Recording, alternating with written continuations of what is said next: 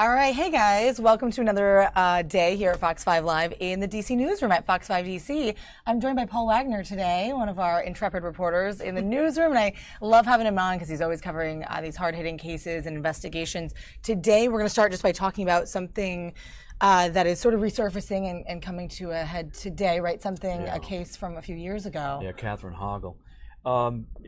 Basically, if you've been following along, this woman had two young children, a boy and a girl, and the father went looking for the three of them back 3 years ago. They had disappeared. The police asked for help, and then it was a period of time went by. I'm not sure exactly how much time. It was maybe a day or two. She was seen in Germantown walking along a sidewalk without the children. She tried to run away from the police. They stopped her, they questioned her, they asked her where the children were. Here we are 3 years later, there's no sign of the children. Now, at the time, she refused to tell the police where the children were, other than saying that the children were alive and well. But no sign of the children has ever been discovered. And there's a picture right now up on your screen. There they are. The father of the children has been very, very much involved in this. He has been very out front over the years. He's spoken with reporters. He's spoken with police. He's begged Catherine to tell him where the children are. But to this date, nothing. Now, she has been in Clifton Perkins Hospital. A mental health facility? Just all of a sudden I drew a blank on where it is. It's up in Jessup. I've been there a few times. It's basically where they send people who have either been convicted of violent crimes, who have mental health issues, or they're people who are been found incompetent to stand trial. It's basically a prison for people with mental health issues. So that's where she's been for quite some time. Now, there were charges initially filed against her so that they could hold her in Clifton Perkins, but these were all misdemeanors. So what happened last night is that the state's attorney in Montgomery County dropped the misdemeanor charges because he was up against a timeline. Had he not brought her to trial by that time, her defense attorney could come into court today and ask the judge to then drop those charges and then ask her to be released from Perkins Hospital. So what happened last night, it was a calculated move by the state's attorney. He dropped the misdemeanor charges and he brought an indictment for two charges of murder against her. So what's interesting here is, with no bodies, it's how the state's attorney is now going to proceed. Because it appears to be just a completely circumstantial case at this point, that she was the mother of the children. The children have vanished. No one knows where they are. So over the last 3 years, the police presumably have put together a case against her that they can then bring to court. So what's going to happen today, and I just checked the records, the charges were dropped. The 3 charges she was facing were dropped. And then the indictment was placed into the record, 2 counts of murder. So I just checked, she's in the Montgomery County Jail right now. Okay. She'll either be brought into court or she will appear via closed circuit. That's unclear. It'll be a little after 1 o'clock this afternoon. We'll go up to the courthouse and see what happens. Sometimes they bring her in, sometimes it's via a circuit, closed circuit TV. So. Fully anticipate that the families are going to be there. Might be quite emotional. The families of both sides, we think, her and the husband? Or sure, I know that her mother has been involved. Her husband has been involved. These types of things, when you have 2 children missing and no one knows where they are, they can be definitely quite emotional in these courtrooms. And you can see the picture there. They obviously, since the bodies have never been found, this is the picture that they have of them, right? They don't know, I guess, what they would look like now, but ages 2 and 3, I think. Then is that right? I was looking at some of the specs. They have done an age progression on the children. Missing and exploited children over in Virginia does a very good job with that, and there it is, the age progression on what the children might look like today, 3 years later. So. Oh my goodness. Yeah, whenever you have a mental health component, I feel like it's that much more. There's just a lot of things involved. It's more emotional. I mean, it always is, but it's just really interesting, this case. So it's expected to see. We're going to try to bring, hopefully, that press conference live, or the updates from that. Maybe we'll even hear from Paul about it. But there's another. We'll get back to us. Picture of them, but we're back here in the newsroom, so we'll be kind of following along with this story. But again, it's from a few years ago. And 3 years ago, and so now it's all coming. Why do we think it took this time, or what was the sort of time lag between she was in this facility? Yeah, well, she's been found incompetent to stand trial. So, what I believe will happen now is the legal maneuvering is going on. That's what's really happening here. Okay, because if you're just charged with a misdemeanor, you run up against a timeline if you haven't been already brought to court. So it's not like you can hold somebody forever. Okay? So John McCarthy, the state's attorney, had to do something. And otherwise, she could have been released from the hospital if her defense attorney was successful in requesting that. So this was all up against a timeline. So timelines come, they've got an indictment. So what McCarthy has done is he went to a grand jury, he presented evidence to the grand jury, and the grand jury returned an indictment. So he must feel that he has enough evidence against her that he can bring her to court and that he can win at trial. And you presumably, though, by the time you go to trial, you still don't have where these children are. You don't have the bodies, okay? That makes but there it that have much been more. successful prosecutions where people have been indicted, charged, and convicted, even though a body hasn't been found. It's happened successfully in many courtrooms around the country. So the question, though, is now that she's indicted, do they ask again for another competency examination? Presumably that's going to happen. It usually does. A judge may order another competency examination. And my recollection of this is that these doctors at Clifton T. Perkins Hospital have said in the past that with the proper medication, they can correct her mental illness to a point where she would be found competent to stand trial. In the past, I believe she was found that she suffered from paranoid schizophrenia. I saw that, yeah. So the question then is, what's her mental state now? Can she be found competent to stand trial? So presumably that's what's going to happen in court today. We'll have to see. Right. But now the wheels start moving again. Okay, so once you're indicted, there's also a timeline.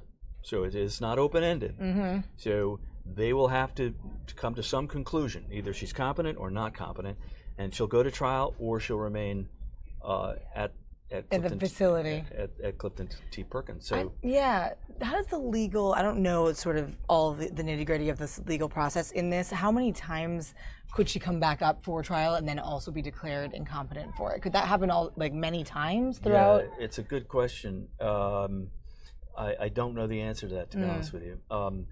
But it's not open-ended. Okay. So you can go and be convicted and then be determined that you should serve your time at Clifton T. Perkins. Okay. But in this case, they have to determine whether or not she's competent to stand trial. And if she's not, she could remain at Clifton T. Perkins because she's now indicted, okay? And then they can try and get her to a state where she is found competent. The question is, what is that timeline? Is it a year long? Is it more than a year? I don't know. We should find that out in court today. Wow, so interesting. So a lot of developments there, and you're going to be following this case for the day. Yeah, we'll be up there. I'll be in court to see what happens. Yeah. And then I imagine, just like yesterday with the Wallen case, we'll get the state's attorney outside to talk to us about what happened. And I guess you plan on carrying that line. Yeah, we'll definitely try to get that, work that into our timing. Speaking of that Wallen case, I know you did a lot of coverage of that throughout the whole timeline. Were you I don't know, what were your feelings on this? Any surprise last night with the... I'll tell you what surprised me is that on Monday, when we were up there for this news conference, I was standing next to the commander of homicide, and I said, I hear that the boyfriend is going to come down here and be part of this news conference. He says, yeah, I haven't met him yet, he said, but yeah, I'm hearing that he's going to come down. And I said, is he going to speak? He says, well, we think that he is. And so at the time, just from my own observations, of course not knowing the outcome, right, is I'm watching him walk along with the parents of Laura, and they're standing right next to each other, and then they sit down, and the mother is holding his hand, and the father is caressing his shoulder, and he looks distraught. He kept sitting there going, like this, you know, the whole time. And so then he gets up there to speak, and I regret now not asking him a question that we asked the police, okay? Because we asked the police some questions about who last saw her, where was she last seen, and they refused to answer that question, right? And assuming that he's not going to answer that question, I didn't ask it, you know, and I'm kicking myself, you know. What would he have said, do you think? Because I would have said to him, hey, where did you last see her? You know, but I thought he was under some kind of a restraint from the police as to not say certain things, right? Like, I would think that too. Right. Where did the text messages come from? Who saw the text messages? Where did you last see her? Under what circumstances did you last see her? Okay. What interested me, though, was the answer to his first, when he first got up there. He said something to the effect of, Laura, whatever troubles we've had, we can repair them, or we can fix them, or we can get through this. What did that tip you off to something? Right then and there, I thought, oh, that's really odd. Why do you think? Yeah, because it indicated that there was trouble. Right? So really quick to recap to our viewers, guys, we're talking about, we're kind of relating these two cases, but the 31-year-old teacher, Laura Wallen, who went missing, pregnant teacher, 4 months pregnant, later found. You guys have been seeing this on our stream, and you can check yesterday's update because we caught all those updates live from police, but found in a shallow grave in Damascus, Maryland, later found to be that press conference that we're talking about with the boyfriend was a setup, was a ploy put on by police to see how he would respond. And Paul was there getting that in, but now you're kind of thinking back in retrospect, what could I have asked? What did I think? Yeah. And there were some things that tipped you off in that moment, which is interesting. Yeah, I mean, it's just, you never really know with a situation like that. You never really want to keep asking the same question over and over again. They keep saying we're not going to answer it. You know, it's just. And you know from doing this for so many cases. You know, and the lieutenant, Sean Gagan, who was there, he refused to give us any information at all. And so I was frustrated by that. And then when the boyfriend got up, I'm thinking I'm just going to be wasting my time to ask the same questions. And so I'm now kicking myself because I wished I had asked him. That one. Okay. Any other ones you think you would have asked? Well, I mean what else could have tipped him off or tricked him? If somebody had pulled me aside, right, and said, "Look, we suspect this guy, and we just want him to see what he's going to say," right? Well, I think a lot of us would have asked a lot more probing questions. You know what I mean? In that moment, you were almost like, he's dealing with this grief. We don't want to. He might not be able to answer some things. Exactly, because when somebody shows up at a news conference like that, you presume that they're innocent. Why would they put themselves in that position, right? And so you're thinking, well, if he's shown up and he's sitting there with the parents like that, well, maybe there's nothing there. You know what I mean? It's like, you expect that if someone is a suspect and a target of an investigation, why would they show up in front of a bank of cameras? So the fact that he showed up and that he was willing to talk and that he looked distraught, he's sitting with the parents, I'm thinking, maybe this isn't what so many people think, because initially you jump right to that conclusion that, oh, well, because the police always look at the person closest to the person. Always, always. Bob was saying that yesterday. You guys saw Bob Barner was like, it's always related. There's always somebody close, and that's what they look at. 90% of the time, if someone is murdered, there's some person who's close to them that has some connection, you know. And so you always, as detectives will tell you, you're always looking at the person closest to the person, at least first, okay? And then you move out from there.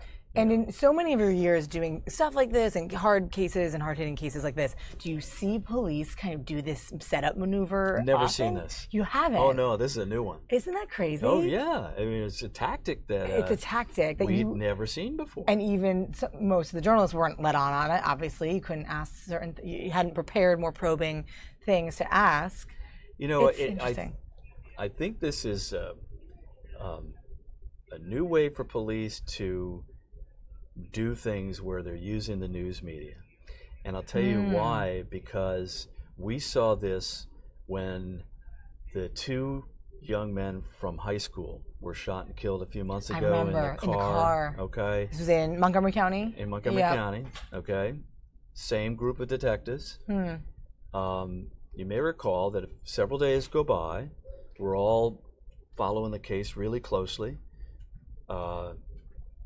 No one really knows why these guys were killed. We know that there was a brutal, vicious murder. Because if you remember, there was a man up the street who had a security camera and recorded the gunshots. And you could hear the gunfire, and it was a lot of shots. Okay? Well, then what happens is a few days into this, the police have a news conference, and they ask for more help. And they gave us a few more details, but they said that they're really looking for help in this case. And so it was, I believe, the very next day that they made the arrest in the case. Okay? Yeah. And in retrospect, us reporters, talking amongst ourselves, were saying that looks like a complete setup. That the police had done this to try and throw these guys off the trail that they were onto them, you know, to say, here, we're here talking to the media, we need more help, yeah, right? We don't really know enough. What we know now is that they were very much onto these guys. So interesting. Yeah, they were very much onto them. And it appeared to us as if the police were using the media to try and send a message to these guys that cops weren't that close. Right? Okay? And now we see this tactic that they used with Tyler Tessier. Similar type of strategic tactics, right? Using the media. Yeah. Okay? I mean, the police use the media all the time. Yeah. Okay? But these were 2 tactics that the Montgomery County Homicide Division used to try and get something for themselves to ultimately get to where they needed to be to make the arrest. So it's pretty interesting. So in that moment, using the media to see what they would say to Tyler and how he would react, really. Like, let him take it, let's see his reaction, and what he says. Yeah, what he'd say. Now, like I said to you before, I just wish they had tipped us off. Yeah. You know, to say, hey, I wish they just said something like, maybe pulled a couple of us veteran guys aside and I was going to say, like the reputable. Yeah, you might want to ask him a couple of probing questions that we won't answer. You know what I mean? We're not going to get up there and say this, but why don't you ask him about it? Yeah, and that would be enough of a tip to let you know, hey, let me think about something to ask him. I know what's up. Then I'd say, oh, okay. Yeah, that's an amazing case, and it's incredibly heartbreaking too. Yeah, it's horrible. You definitely yesterday the conclusion of everything and more details coming out, and then of course her autopsy from last night that came out late. Man. It's like right out of it's horrible. You don't think that we see that type of stuff, but we do around here. I know. Well, it's the triangle and somebody willing to a triangle of commit a relationship, murder, according to the prosecutor. And I remember because some of the viewers were asking about this, but people wondering. McCarthy was saying likely not to be charges for the unborn baby. He said that there's certain statutes, I guess, in Maryland they have to go through, but that's what he was thinking. He mentioned that yesterday. Well, I'm not up to speed on the legal angles of that. Right. But you'd think, if she were in maybe the second, it might be a different. She's in the second trimester. Yeah. But I mean, can you Maybe if she was in the third trimester. I think it's the viability laws and whatnot, but yeah, maybe. It's really interesting. But yeah, anyway, the update is that she was found to be shot in the back of the head and buried in a shallow grave. So that's that, and really, really heartbreaking end to that story. But we've been following it all through that Labor Day week because that's when it all came out, and now on to the Hoggle case. So back to that picture. This is what Paul's working on today, and we'll have hopefully more from him. You know, we'll see when this all comes out, but you'll be going up there now. We'll have it on 5 and 6, and could be interesting. Yeah, could be very interesting. Really great. Yeah. Awesome. Well, thanks, Paul. We'll have Paul on more, coming in and out. He'll be in the newsroom here and there, covering some of the important cases. Thanks, Paul. Yeah, you can take it off and put it right there. All right, we'll see you, Paul. See you later. All right, guys, and we're going to be covering that and a lot more today on this Friday. Kind of quiet in the newsroom right now. You can see it behind me. We're out in the digital studio, so thanks for joining us here on Fox 5 Live. I want to quickly promo this weekend. Tomorrow, I'm going to be here. We're going to be hosting a live look at the National Mall. We have a couple reporters down there covering the mother of all rallies. It's a convergence of 3 different rallies down on the mall, guys. The Juggalos, if you don't know them, they're the followers of the band Insane Clown Posse. And then also the mother of all rallies themselves is they self-described as a pro-America type rally. We'll be covering that and just seeing how it all goes down. There'll be speeches and songs and events, and so we'll have cameras kind of everywhere. So join us here on YouTube and on Facebook. We're going to be posting it on all our platforms. Also following some other events today, guys. Here's a live look at London. If you maybe have heard overnight what happened there was a homemade bomb, 18 people hurt on the tube in London. So we'll be following that. If we have any more updates, we'll bring you there. And also today, or this weekend, the Air Force is celebrating their 70th anniversary.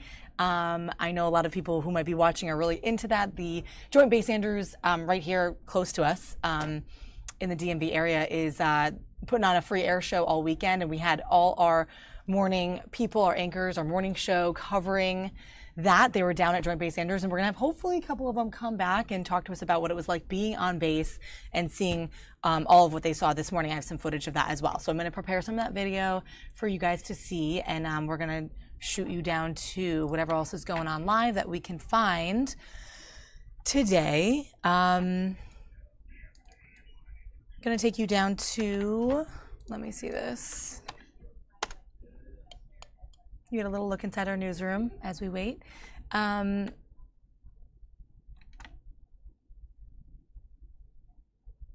a press conference going on right now in St. Louis, Missouri, on the murder trial of the ex-St. Louis police officer, Jason Stockley. That's going on live right now. Let's take you down there.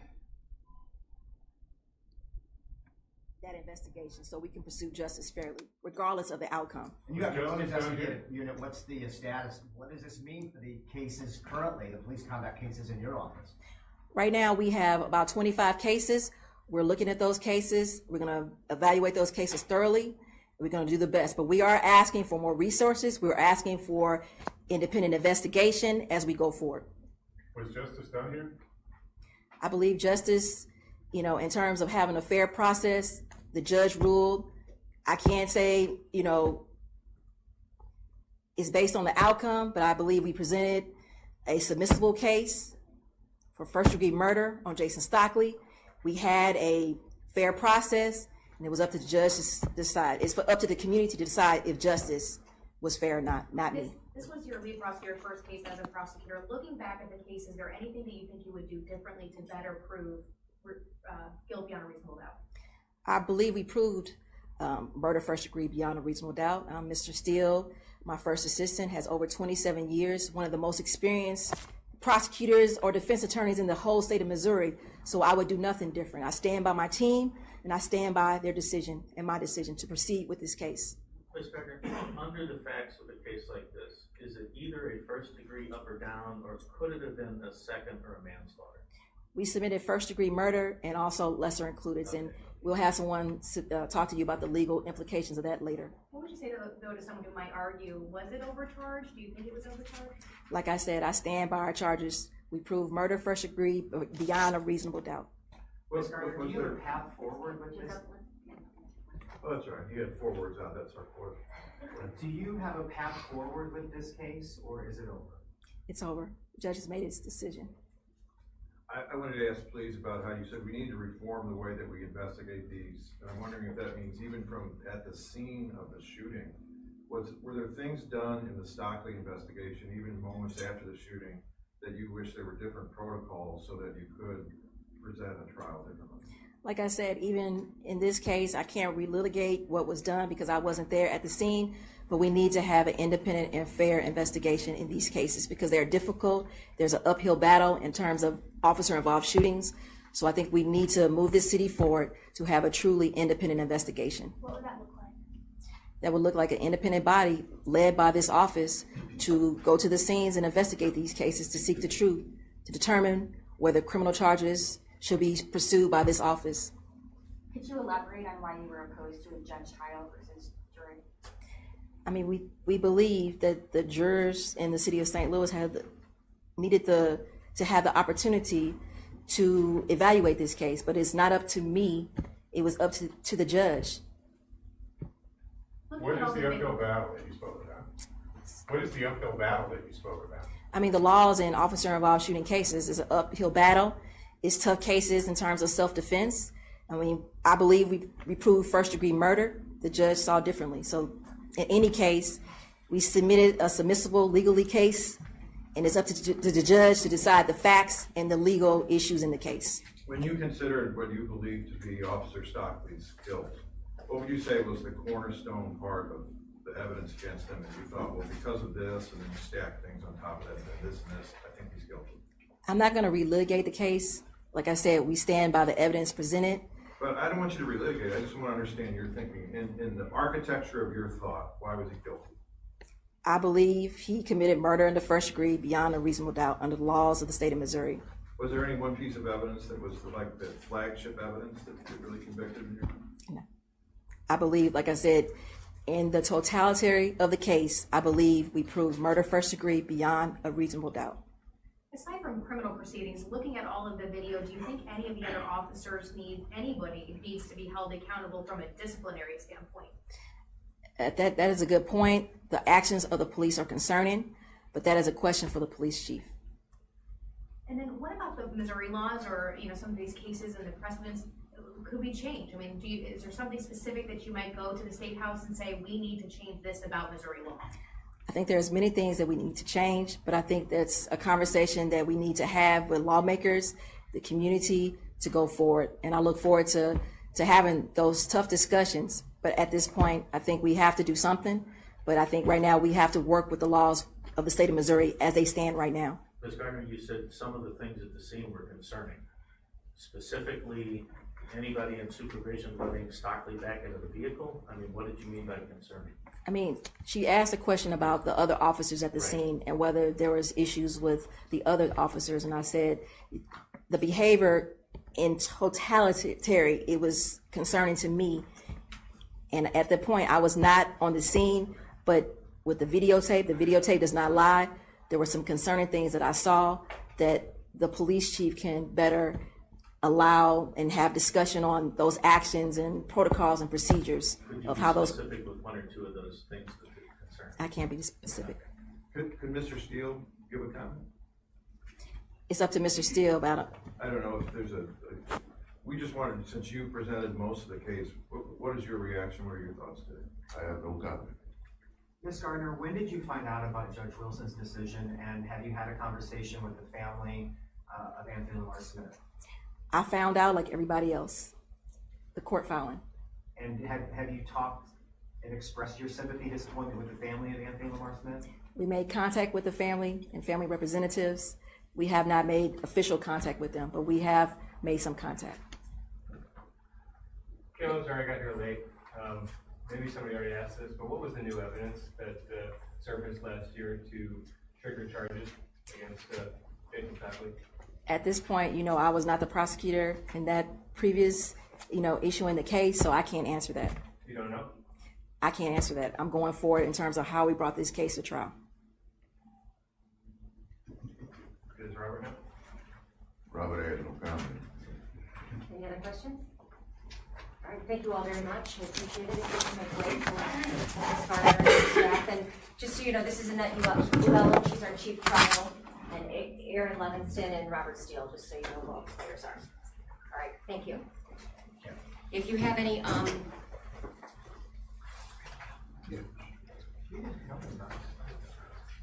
if you have any questions on background only from a legal standpoint, we're going to make an attorney available.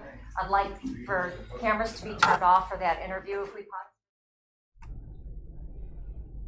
Anyways, guys, that was just an update from St. Louis, Missouri on this case, which I actually had to read in on. It's from 2011. A 36-year-old man named Jason Stockley, who was a white policeman, shot and killed Anthony Lamar Smith, a 24-year-old black man, after a car chase involving a drug transaction. So there's a whole story behind it, but it sort of resurfaced in 2016. New evidence helped reopen the case, and now people are saying this verdict is imminent. There's a large settlement that the police department paid to the Smith family, one of the largest in their city history. So anyway, that we're just kind of following that, and Fox brought in that stream live. So we're going to try to sort of mix it up for you guys and bring in different sources. Of course, anything that Fox brings in, we try to show you as well, including this live look over here in London as we continue to keep our eye on this event, what they're calling a terrorist incident from yesterday on the tube, which is like horrible, also a little bit shocking, but we've seen this so much in Europe and in London itself that it's really sad that this is becoming sort of the day-to-day thing, but keeping an eye on Europe, of course, and a live look here back at the Capitol Dome here in DC. So take a look there, guys, and we'll queue up some more stuff for your afternoon. Thanks for watching Fox 5. We're going to have some more people here in the newsroom in a little bit to chat some other topics of the day.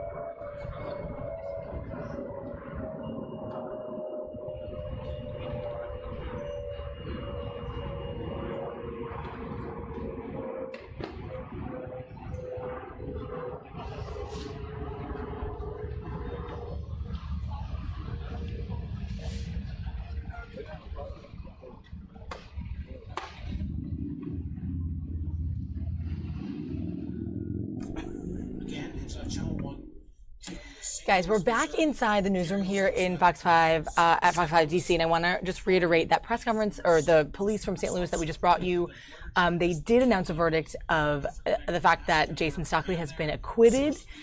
Right now, there are some riots or protesting going on as a result of that, so we're going to go over there now.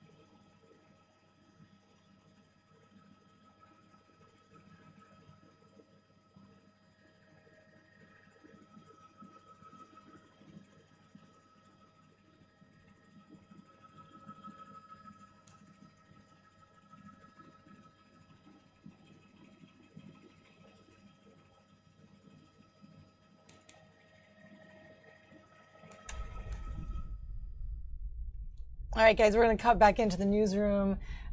Joe here, my photojournalist, is hanging out. He doesn't really want to be seen. There he is. He's waiting to get onto his story today and not mic'd up, so he won't be chatting. But yeah, I wanted to show you this video. Did you hear about this? So totally switching gears, but this Boy Scout, young boy in D.C. who wrote to the president wanting to mow the lawn, right? He has a business, wants to ramp up his clientele and do lawn mowing at the White House. So apparently he did it this morning. We have video back to back of him talking inside the White House press briefing room. It's a little bit raw, but you'll see Sarah Sanders in there.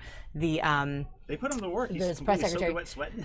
Yeah, so this is after the fact, I guess. He talks, and then we'll also have video of him doing it. So let's check it out.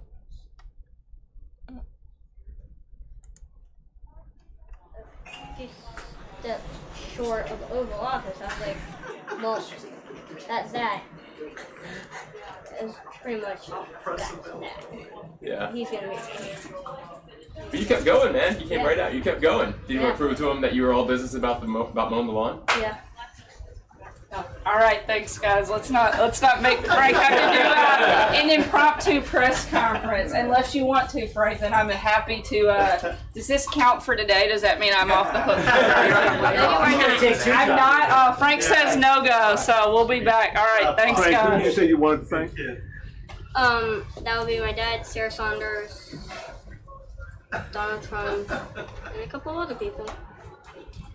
I can't mention that. All right, thanks, guys. Alrighty, thank you. We look here one time, Frank, one portrait, brother. 1, 2, 3.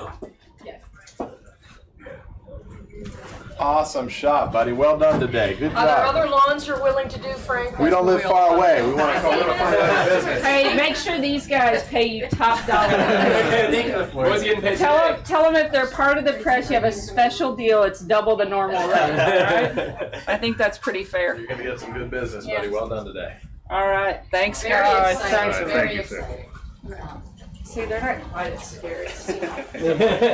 I'm sorry, we couldn't hear that.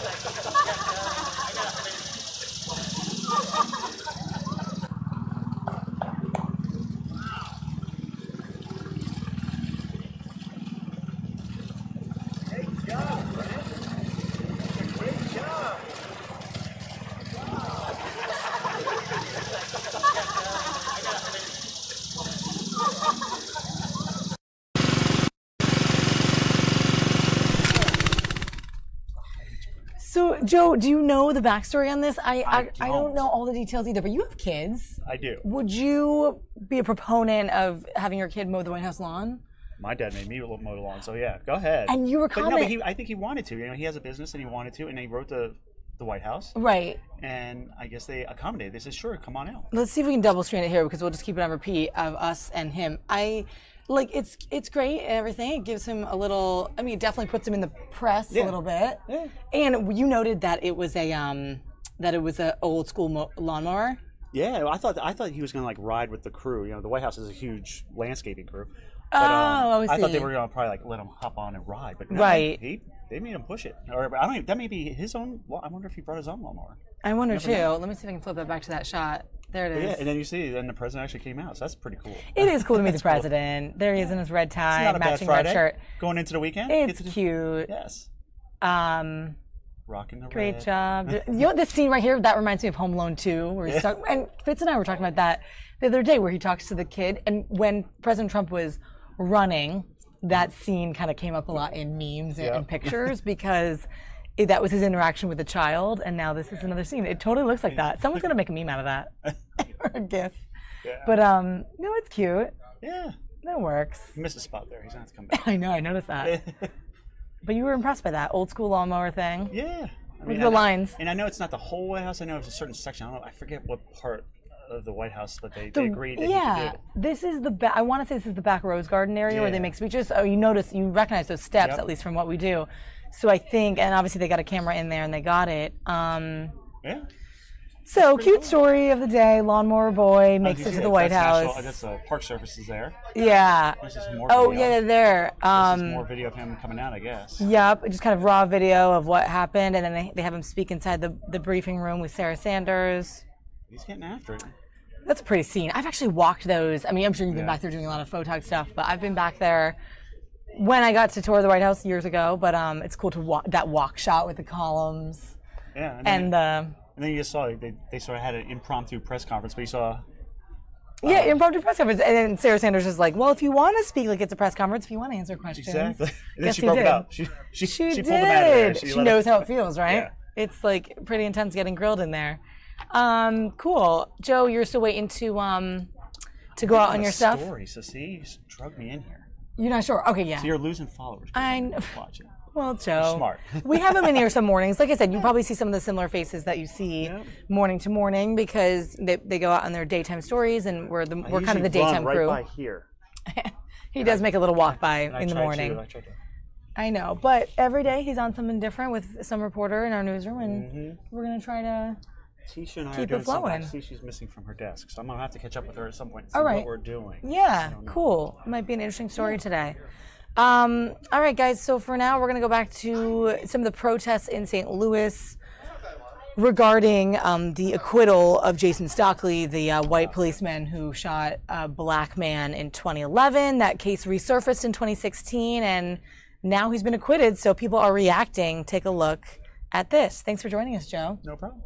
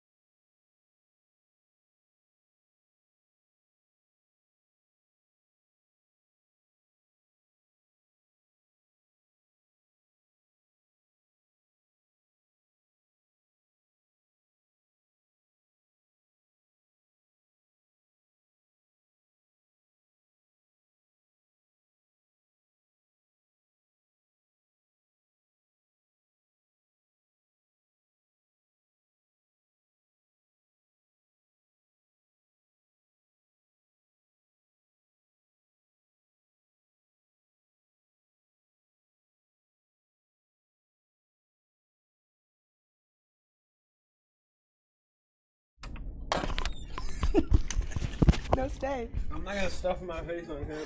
Yeah, guys, we're back in the newsroom here. Pretty empty. Not a lot of people in here. Thanks so much for joining us on Fox 5 Live. I want to kind of go around. So you were just seeing a live shot of the United Nations in New York, just a bump shot for you to kind of get a glimpse. Still going on, though, in St. Louis, these protests regarding the Jason Stockley acquittal, the white policeman in St. Louis who has now been acquitted of murder of this 24-year-old black man in St. Louis in 2011. New evidence kind of came about and the case resurfaced in 2016. And now that was just announced. We brought that to you live, and now these are some protests going on. And then we're going to totally change gears too and show you in just a little bit. Just take a look at this. These protests here, people with signs, pretty good amount of people in these aerial views. We are going to show you some really cool insider footage from Joint Base Andrews this morning, where our morning crew was there to seep it all in. It's their 70th anniversary of the Air Force, and we got some great stuff to show you from that show. So stay with us, and we're going to bring that to you next. Pretty sure you heard me.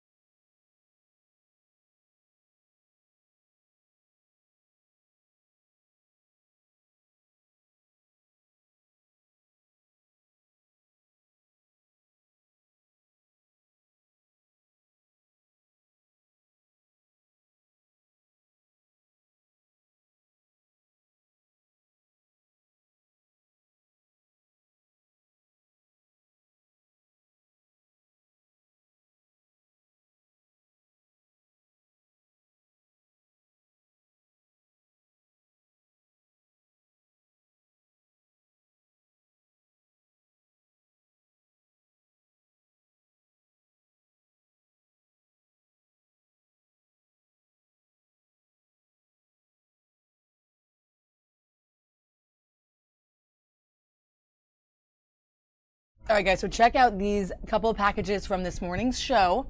Our Steve Shenevy went behind the scenes and got to fly over DC, and it was pretty cool. So check out this package, and then also got to go aboard Air Force 2, which becomes Air Force 2, of course, when the Vice President is on board. So we'll bring these together, kind of throw them in there together, and you can check them out. All right, from this morning, from Joint Base Andrews, here we go.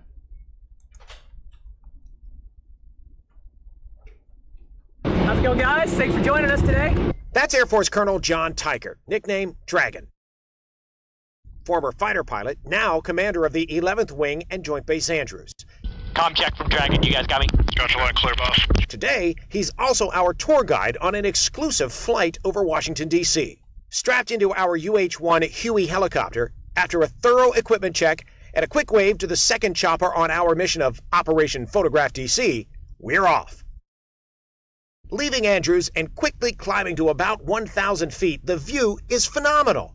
Cell phone in hand, I couldn't help but take some of my own video to remember the moment. Our first major flyover, Reagan National Airport, carefully making sure air traffic control knew we were in the area right over the runway. Then over Pentagon City to catch a glimpse of the Air Force Memorial right on the edge of Arlington National Cemetery. Two landmarks so revered by the colonel and his colleagues. That's where our nation's heroes are laid to rest. A sharp dive of several hundred feet in just a matter of seconds, and we were basically looking into the windows of the Pentagon. An amazing view that continued to get even more scenic as we flew along the river, past the Memorial Bridge and Lincoln Memorial. Just to be here is such an honor. After a cruise up the Potomac, we reversed course back toward Washington, where the Colonel and I reflected on the beauty of the nation's capital and its landmarks that are so rarely accessible by air because of Washington's no-fly zones. You tapped me a few times, I tapped you a few times. We're looking out like we're kids enjoying the view out there. Exactly right. Do you have a favorite when it comes to flying over Washington? When I see the Capitol from the air, when I see the White House from the air, when I go through the Tidal Basin and see the Jefferson Memorial and the Washington Monument and the White House, I pinch myself. The White House looked almost small from the air. The low profile of the city buildings became more evident than ever from up above. But the U.S. Capitol still loomed large on the hill in this city of power. Our exclusive flight would come to an end soon, but this Huey and every other helicopter at Joint Base Andrews will stay on standby 24/7, 365, ready when needed to protect this city and this country at a moment's notice. When you think about Joint Base Andrews, you think about the biggest cargo jets, the fastest fighter jets, but some planes are synonymous with Andrews, like this, Air Force Two. Welcome aboard, sir. Thank you very much. Pleasure to be here. Okay, to clarify, it's only Air Force Two when the Vice President is on board, which he's not. But I'm walking up the same steps the VP and the President used to board and deplane Air Force One and Air Force Two, which is pretty cool. So allow me to soak up the moment since they're not here. I have always wanted to do that. Major, pleasure to meet you. Nice to meet you. Good morning. My tour guide is Major Chris Langley. He's the pilot who gave us a rare look inside the cockpit of this modified 757, which on full autopilot can land itself and stop itself if needed, which is critical when the passengers include some of the most powerful people in the world. Do they ever joke around with you? Do they ever have any levity, or is it all business when they get on board this plane? They're people too. You know, it's you kind of get to see some of the side that the American public doesn't get to see. Behind the cockpit, just past the secret communication center, off to our left is the stateroom, is the Vice President's private quarters. A desk, world map, sleeper sofa if needed, and super comfy chairs. The Vice President was the last person to sit there? Yes, now you. Now I really feel hot. With restrooms, storage, and multiple televisions, it's an efficiency White House in the sky. Do you ever think this is the Vice President of the United States? I do. Right I now do. It's mind-blowing because you see them, you're like, they run the world. Like, they're making executive decisions right here in front of my face. With seating for 45 staffers, guests, and press, these planes take the term business class literally. They're a flying office, so a flying Senate, a flying White House, a flying Pentagon. The fleet of blue and whites, as they're called, also includes smaller modified Gulfstream jets, which I also checked out with, let's just say, their cozier confines. These aircraft are obviously a little bit smaller, a little more maneuverable, and they can get into some of these smaller fields that maybe the bigger jets can't get into. Presidents and vice presidents have flown on these smaller planes, but typically the DV, or distinguished visitor, is more likely to be a cabinet member, congressional leader, or high-ranking military official. But no matter who is on board, the mission of providing safe travel to our nation's leaders is the same. You're out here when the president boards the plane or the vice president boards the plane. Right. Does that ever get old to you, or is it the Never. same feeling every time? It's the same feeling every time. I've been in the Air Force for 23 years. I've had the opportunity to just do a lot of neat things serving our country, but no, that feeling never gets old. It gives you butterflies every time you get to do it. It's an honor every single time. So anyway, guys, some really cool packages, some video from this morning. That was Steve Genevieve who put them together, and they were all there on Joint Base Andrews this morning. There's some free air shows going on there. I'm going to try to go myself this weekend, and they're celebrating the 70th anniversary of the Air Force. So let's take it back in here, guys. A little bit of an empty newsroom, but shortly we're going to talk to Judith, who's on the assignment desk. She's going to give us sort of the rundown on what's happening today, sort of what the big stories are and what we can look out for. Right now we have a live bump shot inside the White House press briefing room. Check it out. And Joe's just walking by. Hey, Joe. He's saying hey. And Judith is coming right over. So live look inside here. I think they're gearing up for when, I actually didn't get word if we do have a briefing today. Let's see. Yeah, it's scheduled for 1:15, so we'll see if we do have that in live. We'll take it. But let's talk to Judith now because she's coming over. Hey, Judy. So she's here from the assignment desk. We're going to try to have this kind of as a regular thing, right? A little touch base with our assignment desk. Sure. So what's going on big today on this Friday? And so because you are kind of at the epicenter of everything, you get all the phone calls, you get all the drama, everything that's going on. What's it like to be on the assignment desk today? What's going on?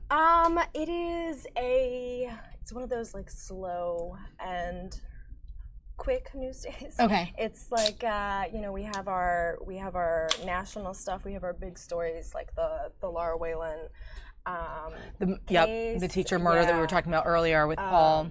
Crazy. And then also the Hoggle story that, again, he's on today, where they've eventually charged it with murder, I guess, because they kind of had to. This is the Catherine Hoggle murder. We also had Paul on this morning at the top of the show to talk about that, and we're going to have a live update from outside where he is today. I know he got sent out to the courthouse there.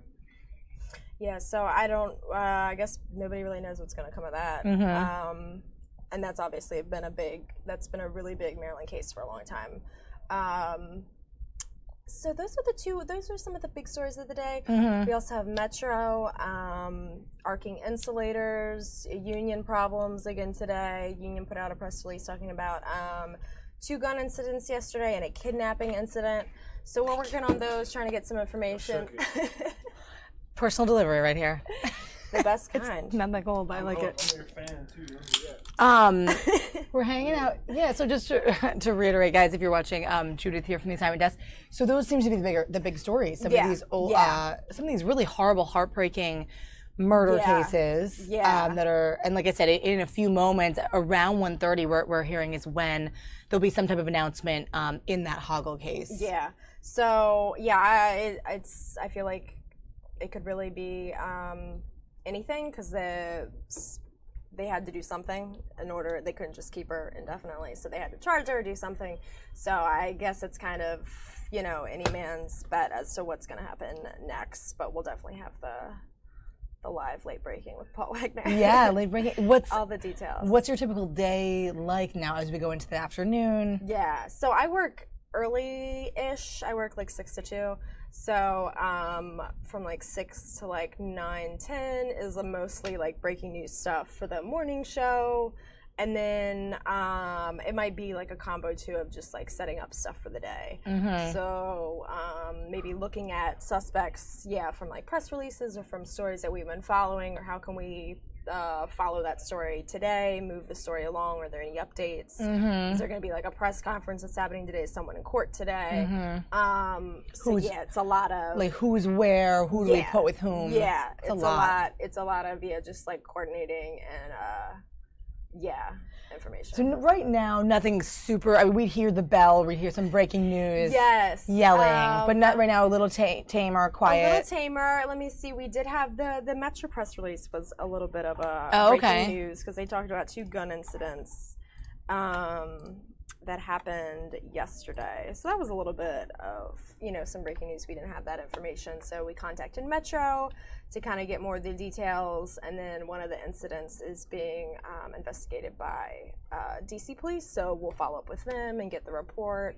So it's a lot of just like tracking down information until you get the original or whatever it is. What's like the craziest moment? Is it when there's a late breaking thing and the show is about to go on and you're supposed to be right? Oh yeah. Well, like, what do you do that's then? Always tricky. Well, it's good.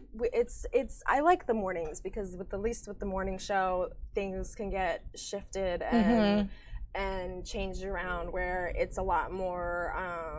It's just a lot more. Flowy. Whereas the 5 p.m. and 6 p.m. a little bit more hard news, a little bit more they're formal-ish. So where you have the top of the show, when you have the top of the show, you want to see those reporters from the live location. So if something happens, that can be a problem. But with the morning show, it is a little bit easier, because then we can adjust people, and we can, we do have this live shot. Well, let's use that until we can get Melanie there, or maybe we have a photog already there who can hold the scene until there's a reporter available or whatever. So that makes it a little bit easier. But it's definitely, sure. There's those days where there's the congressional baseball shooting was one. Yes. Because we had. It's in Virginia, but we had literally everyone in like Maryland and DC, and there was a shortage of people that day. Yeah, so that was one that was like, it wasn't necessarily hard to get anyone there, but it was just time. That was a crazy day. Sucked. Some of you guys might remember Yeah. that if you're watching this stream maybe after the fact. We have it all saved in our YouTube channel, Fox 5 Live, on our channel, and that was a huge day. We have so many views on that one because I remember too, also walking into work, us being a little bit short-staffed, but people running in. I jumped on this studio early, and we went all day. It was like 8 to 4. Around 9 or 8 Something. It was, I think, in the 8 o'clock hour. Really early. And the early, and the early news like took it. You guys, the morning shows, and then I just went on digital, and it was just crazy because we were getting in all our live shots. And anyway, that's a good example of that craziness kind of happening, and then sending everybody and coordinating. But then sometimes it can happen, or this didn't happen here actually, but when I interned at our Fox affiliate in Philly when I was in college, and a bus crashed not into the building, but like right in the street corner right in front of us, or like into another business that was near us. So literally right outside, we could run out the door, shoot video. So then there's stuff like that where it's just literally falls in your lap. Do you ever find yourself out doing something and then something happens and you personally catch footage and send it to your own desk? I mean, does that happen? I guess you could. It definitely happens. I don't know if it's happened to me yet. Okay, Like with a but good, any of us really could, yeah, right? Yeah, always send it definitely. in whenever we see anything interesting. That's definitely happened before. It's cool how, the desk is, like I said, the hub of everything. So they're gathering, they're news gathering, all this stuff. And then you have to wear multiple hats because you're sending out these people, coordinating it all. You're moving people around. You're talking to fire and police officials. Right. There's you have to know a lot of names and faces. And it's just a lot of not necessarily knowing the information, but where to find it or where to get it. Mm-hmm. So it's a lot of just like clicking, clicking, email, calling, and trying to get what you need to get. But it's definitely rewarding. And then I guess right now, so nothing super huge to report right now, but you're you're still on, and you'll be checking I'll still in, be on, checking emails. We have some we have some people moving around on stories, and that's another thing that can happen late in early in the afternoon, kind of around this time where sometimes stories can fall apart. Yeah, and become non-stories, so they got to be switched. Right, so maybe we can't get a hold of an official, or they're not available, or the documents that we need we can't get. So then the story has to be switched up, and it could be 2 o'clock, even 3 o'clock, and we go in at 5, and their whole story switches around. So that's stressful more for the reporter than for us, but. Because they got to put together something, right? And then Still, they got to have all the info, and we got to make sure they have live gear. Yeah, and they have a location to go live, and all that. Yeah. So tell me quickly, because we've been promoting this out for tomorrow. Are you working? Are you on tomorrow or no? I am. Different I'm actually timing? Working evenings, which is a switch up from usual, so possibly not even on during the time that we'll be broadcasting on, but we're covering the Motherwell rallies, the 3 or the big sort of commotion that will be on the mall. Prime time at 2:30 is when I'll get in, so. All right, I think things kind of take head at noon maybe, or I will see. I hope so. Before I get in, I know, right? So we'll be planning to stream to you guys here on YouTube, also on our website, fox5dc.com, and Facebook. We'll be pushing it to there. So we want your interaction and comments. If you're watching, we'll have about 3 reporters, I think, in the field, kind of catching all that. Yeah, definitely have a lot of people out, and it'll be an interesting day. Yeah. Yeah.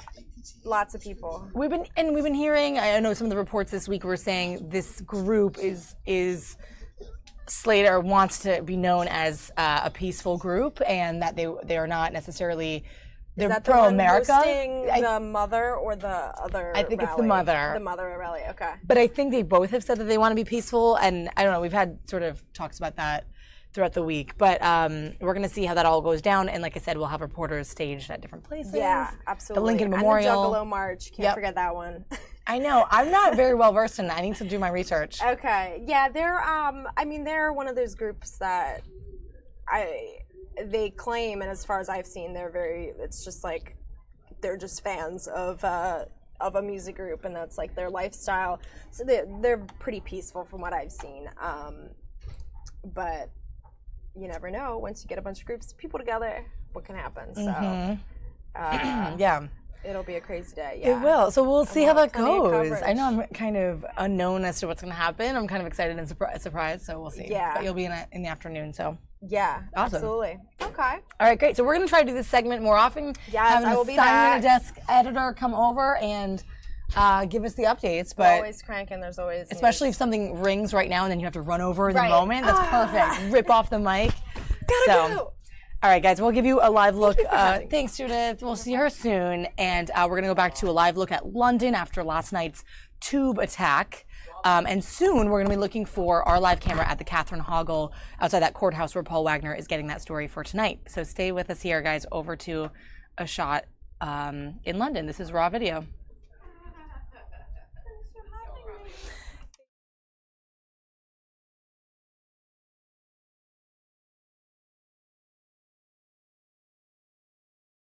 You can probably see the train still on the tracks at Parsons Green Station. But I think tonight there are an awful lot of people around here who do realise that what happened today could have been an awful lot worse. Fiona, come back to you.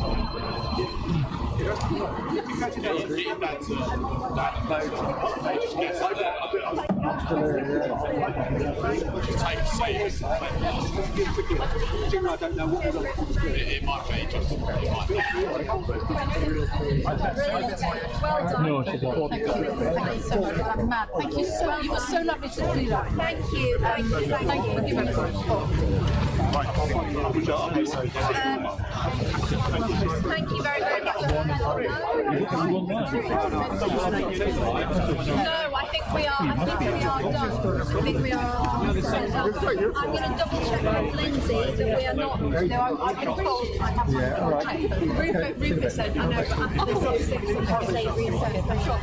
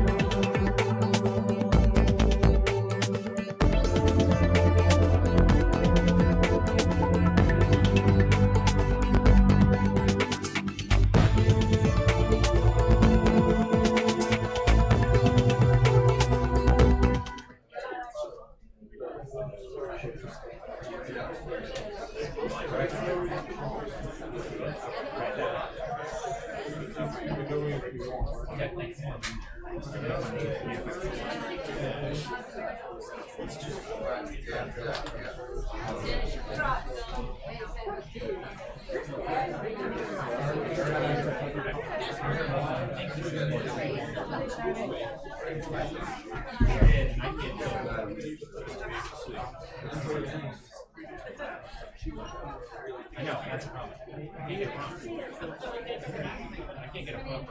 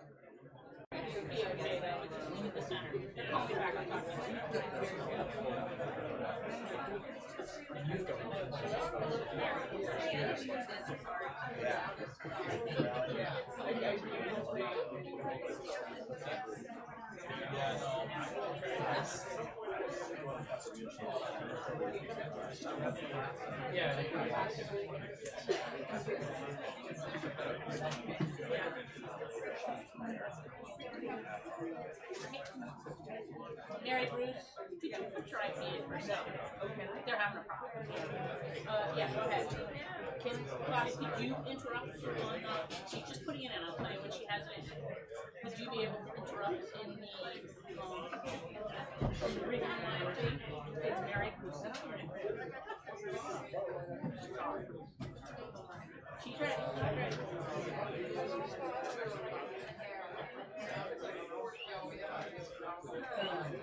Nope. Or you guys are dropping in the wrong place. Because there's only one place where you put the idea. Yeah? I don't think so. Try one.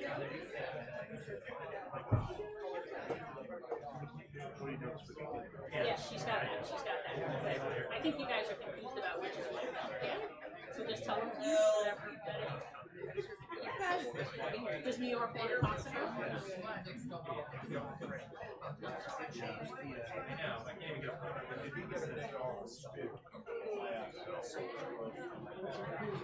And Mary, okay, she's got it. She's doing it.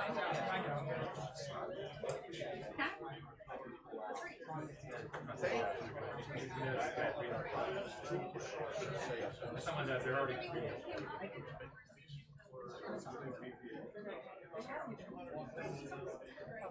She wants to take her IFP out of body, okay?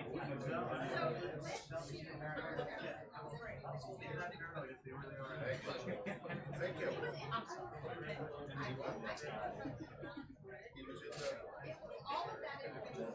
Yeah, I just had somebody bugging me on Twitter who doesn't obviously read that stuff.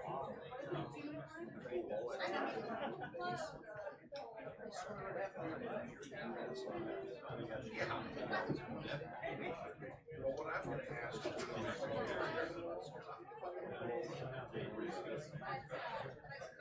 I think there's only one positive. I think they're telling me it's on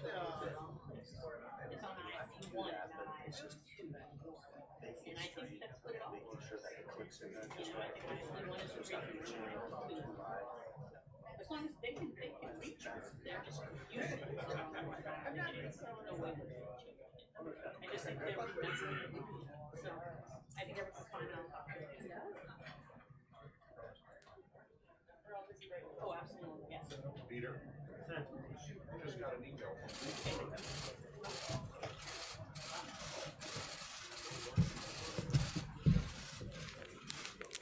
Good afternoon.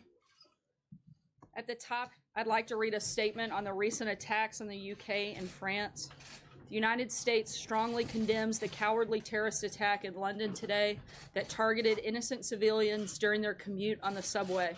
We are grateful that no one was killed in this horrific incident, and our thoughts and prayers are with those injured, and we wish them a speedy and full recovery.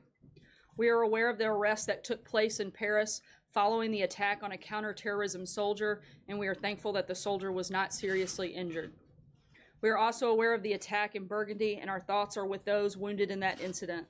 France is our oldest and one of our closest allies, and we will certainly provide any support to their investigations that they request. Looking ahead to the next week, the President and key members of his foreign policy team will be in New York City for the United Nations General Assembly. Here today are National Security Advisor H.R. McMaster and United States Representative to the UN, Nikki Haley, who will walk you through the meetings and other events of next week and then take some of your questions. As always, I'll be up afterwards to answer questions, unless, of course, you guys want to give me a free pass since it's Friday. And with that, I'll turn it over. Thanks. Good afternoon, everyone. I also want to begin by acknowledging the horrific attacks in Europe. The United States, of course, stands in solidarity with the people of the United Kingdom and France. We will continue to work tirelessly with our partners to prevent attacks. And of course, the United States remains committed to defeating terrorist organizations as well as their evil ideology. The President has been unambiguous here, energizing our Defeat ISIS campaign and calling on Muslim-majority nations to combat extremism and to end financing of terrorist organizations. We will defend our people and our values against these cowardly attacks, and we will always stand with countries around the world that do the same. Now, I want to turn to President Trump's trip next week to attend the 72nd United Nations General Assembly. The President's consistent message across all of his engagements throughout the week will emphasize three goals common to all nations who will be gathered there. First, to promote peace. Second, to promote prosperity. And third, to uphold sovereignty and accountability. A peaceful world depends on the contributions of all nations. We must share responsibility for international security while each country protects the security of its own people. Prosperity is also a shared responsibility. The President looks forward to furthering economic cooperation, investment opportunities, and new business ties with other governments and businesses across the world. As always, this administration's ironclad commitment to free, fair, and reciprocal trade and access to markets will be the bedrock of our economic talks. Sovereignty and accountability are the essential foundations of peace and prosperity. America respects the sovereignty of other countries, expects other nations to do the same, and urges all governments to be accountable to their citizens. That accountability is broken down in places such as Venezuela and Syria.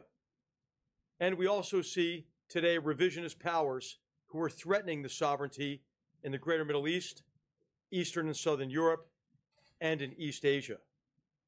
Now let me quickly run through the President's schedule. On Monday, the President will join senior UN leadership and the leaders of more than 120 other nations to discuss reforming the institution. The President will express support for Secretary General Guterres' reform efforts. The United Nations, of course, holds tremendous potential to realize its founding ideals, but only if it's run more efficiently and effectively. That day, the President will also meet with the leaders of France and Israel, two of America's closest allies. While their conversations will be wide-ranging, we expect that Iran's destabilizing behavior, including its violation of the sovereignty of nations across the Middle East, to be a major focus. Monday evening, the President will host a working dinner with Latin American leaders. He's looking forward to discussing the crisis in Venezuela, as well as our increasingly strong economic ties, shared goals for elevating the prosperity of our peoples, and the extraordinary success of like-minded Latin American nations in recent decades. The President's Tuesday morning speech to the General Assembly will emphasize the need for states to promote peace and prosperity while upholding sovereignty and accountability as indispensable foundations of international order.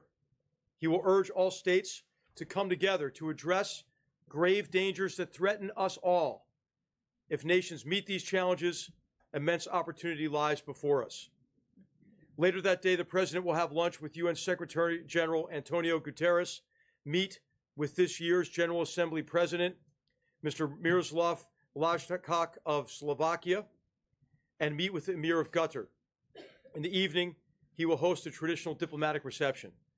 On Wednesday, the President will meet with the leaders of Jordan, the Palestinian Authority, the United Kingdom, and Egypt. He will host a working luncheon with African leaders to discuss how the United States can help African nations develop their economies, address urgent challenges, and strengthen security relationships and economic relationships between our nations. Finally, on Thursday, the President will meet with the leaders of Turkey, Afghanistan, and Ukraine. The latter two countries in particular have suffered direct and persistent attacks on their sovereignty in recent years. He will also host a lunch with the leaders of South Korea and Japan. As Kim Jong-un's most recent missile launch demonstrates, North Korea remains one of the world's most urgent and dangerous security problems. It is vital that all nations work together to do our utmost to solve that problem. With that, I'll turn it over to Ambassador Haley. Thank you very much. And I will tell you that next week is not going to be short on topics. I think, first of all, we can all say it is a new day at the UN. The UN has shifted over the past several months. It's not just about talking, it's about action. The members are starting to get used to act, whether it's Security Council resolutions, whether it's with UN reform, whether it's with peacekeeping. We're starting to see a lot of changes at the UN. They are all anxious to see what the U.S. delegation looks like next week. And I think they will be heavily impressed with the fact that we have the President, the Vice President, the Secretary of State, many members of the National Security Council coming to really show the U.S. strength that we have in the world. And I think obviously this will be the first time that the President has addressed the General Assembly. They're all very anxious to hear what he has to say, and I think that he will make quite an impact in terms of all of the issues that we're dealing with. We have 3 events that will be extremely important. First, the President will highlight the UN reform event. It is very, very important. We've got a massive reform package being led by the Secretary General that really streamlines not just the processes, but also the budget as it goes forward, and makes the UN much more effective. We basically have the President headlining a UN reform effort, which would really support the Secretary General. But the impressive part is we asked other countries to sign on to their support of reform, and 120 countries have signed on and will be in attendance. That's a miraculous number. The Vice President will be doing 2 very important briefings. He's going to do one on Human Rights Council. Now more than ever, human rights matters. We say all the time, if a government doesn't take care of its people, bad things will happen. And I think we're seeing that in multiple places, and that's all the reason why the Human Rights Council really needs to be effective. We have offered reform. I think the Vice President will go and not only support the reform, but talk about why it's needed and the areas that are really needing to be addressed when it comes to human rights. The second one he's going to do is on peacekeeping. And in the last several months, we have taken every peacekeeping mandate and changed it. Basically, we have saved $500 million in peacekeeping, but before anyone thinks that's a travesty, basically the way they handled peacekeeping in the past was if there was a challenged area, they would throw more troops at it. But they didn't see if the troops are trained or give them the equipment to do their job. Now we're going towards the political solution, making sure the troops are trained and armed, making sure that we're more effective. So it's smarter. And it cut $500 million, and in some cases we're having to increase, and in some cases we're having to decrease. So having the Vice President talk about the importance of the peacekeeping being effective is going to be very important. And then, as I said, there are no shortage of issues with North Korea being front and center. Iran will be an issue. Syria will certainly be talked about. Terrorism efforts and how we counter that is a huge topic on what we're dealing with, and obviously the humanitarian issues that we face around the world. So with that, I think the General Assembly is going to be quite active next week, and I think the U.S. is going to be very strong next week, and we look forward to a very good week. Ambassadors, gentlemen in the center. Yes. Thank you, General. My question's about North Korea, which is perhaps the biggest foreign policy challenge for President Trump right now. About a month ago, the President issued a threat to North Korea. He warned of fire and fury. And as you know, Ambassador, at the UN Security Council, you've imposed tougher sanctions on North Korea. Both of these efforts do not seem to be changing their behavior. Is it time for the U.S. to change its approach to North Korea? Is that something that you're contemplating? And General, if you could weigh on this as well, I appreciate it. I think what was really important with North Korea was that we try and push through as many diplomatic options as we have. If you look at the resolutions that have passed in the last month, the 2 of them, they cut 30% of the oil. They banned all the laborers. They banned 90% of the exports. They banned joint ventures. We've basically taken it, and in the words of North Korea, we have strangled their economic situation at this point. That's going to take a little bit of time, but it has already started to take effect. What we are seeing is they continue to be provocative, they continue to be reckless, and at that point, you know, there's not a whole lot the Security Council is going to be able to do from here when you've cut 90% of the trade and 30% of the oil. So having said that, I have no problem kicking it to General Mattis because I think he has plenty of options. No, I just emphasize the point that Ambassador Haley made. These sanctions are just now taking effect. What's really important is rigorous enforcement of those sanctions so that we can really let the economic actions and diplomacy progress as best we can. But I think we ought to make clear what's different about this approach is that we're out of time, right? As Ambassador Haley said before, you know, we've been kicking the can down the road and we're out of road. And so for those who have said and have been commenting about the lack of a military option, there is a military option. Now, it's not what we would prefer to do. So what we have to do is call on all nations, call on everyone to do everything we can to address this global problem short of war. So that is implementing now these significant sanctions that have just now gone into place, and it is convincing everyone to do everything that they can, and that it's in their interest to do it. What's different, I think, about this approach to North Korea is worth noting. First of all, there is consensus among all key nations that denuclearization of the peninsula is the only acceptable objective. The second thing is, this is not an issue between the United States and North Korea. This is an issue between the world and North Korea. And the third recognition is there is a lot that we can do about it together. And so we need time, obviously, for any strategy to work. It is a sound approach to a very difficult problem, and we'll see if it succeeds. Ambassador Haley, at a conference call preceding your briefing here, Jonathan Alterman of the Center for Strategic and International Studies said that next week's UNGA will be as much the world taking measure of the United States as it is the U.S. speaking to the world. He went on to say that the UNGA, because of its very quick meetings, is sort of like speed dating from hell, and that it's a very sophisticated dance that neither Secretary of State Tillerson or the President have a particular strong point on. What would you say to people who are wondering how the U.S. will do at next week's UNGA? I think there's a lot of interest in how the U.S. is going to do, and they're going to find out we are going to be solid. We're going to be strong. If you look at all of the meetings that the national security team has, these are important meetings. These aren't just wasting time. This is going to talk about terrorism. This is going to talk about the issues in North Korea. This is going to talk about the issue in Burma and what we're dealing with there, Venezuela, all of these issues. No one is going to grip and grin. The United States is going to work. And I think with all of the challenges around the world, I think the international community is going to see that. This is a time to be serious, and it's a time for us to talk out these challenges and make sure there's action that follows it. Questions from some of the people outside of this room and other countries is, in addition to what we do militarily, is the humanitarian effort. And we've been criticized for not being involved in humanitarian effort too much, especially by the third world. So when you go to New York, in addition to addressing the security measures, how are you going to address the criticism about the U.S. not leading humanitarian efforts? We actually have led humanitarian efforts and continue to. Human rights in general is very important. That's something we've been loud on, which is the fact that you have to protect human rights. But the humanitarian side of what we're seeing in South Sudan and the Democratic Republic of Congo, what we're seeing with the Syrian refugees that are in Turkey and Jordan, the fact that we are trying to deal with Burma and find out ways that we can get humanitarian access in there. Yemen is something that the United States has been working very closely with the Saudis on and the UN to try and make sure we get humanitarian access.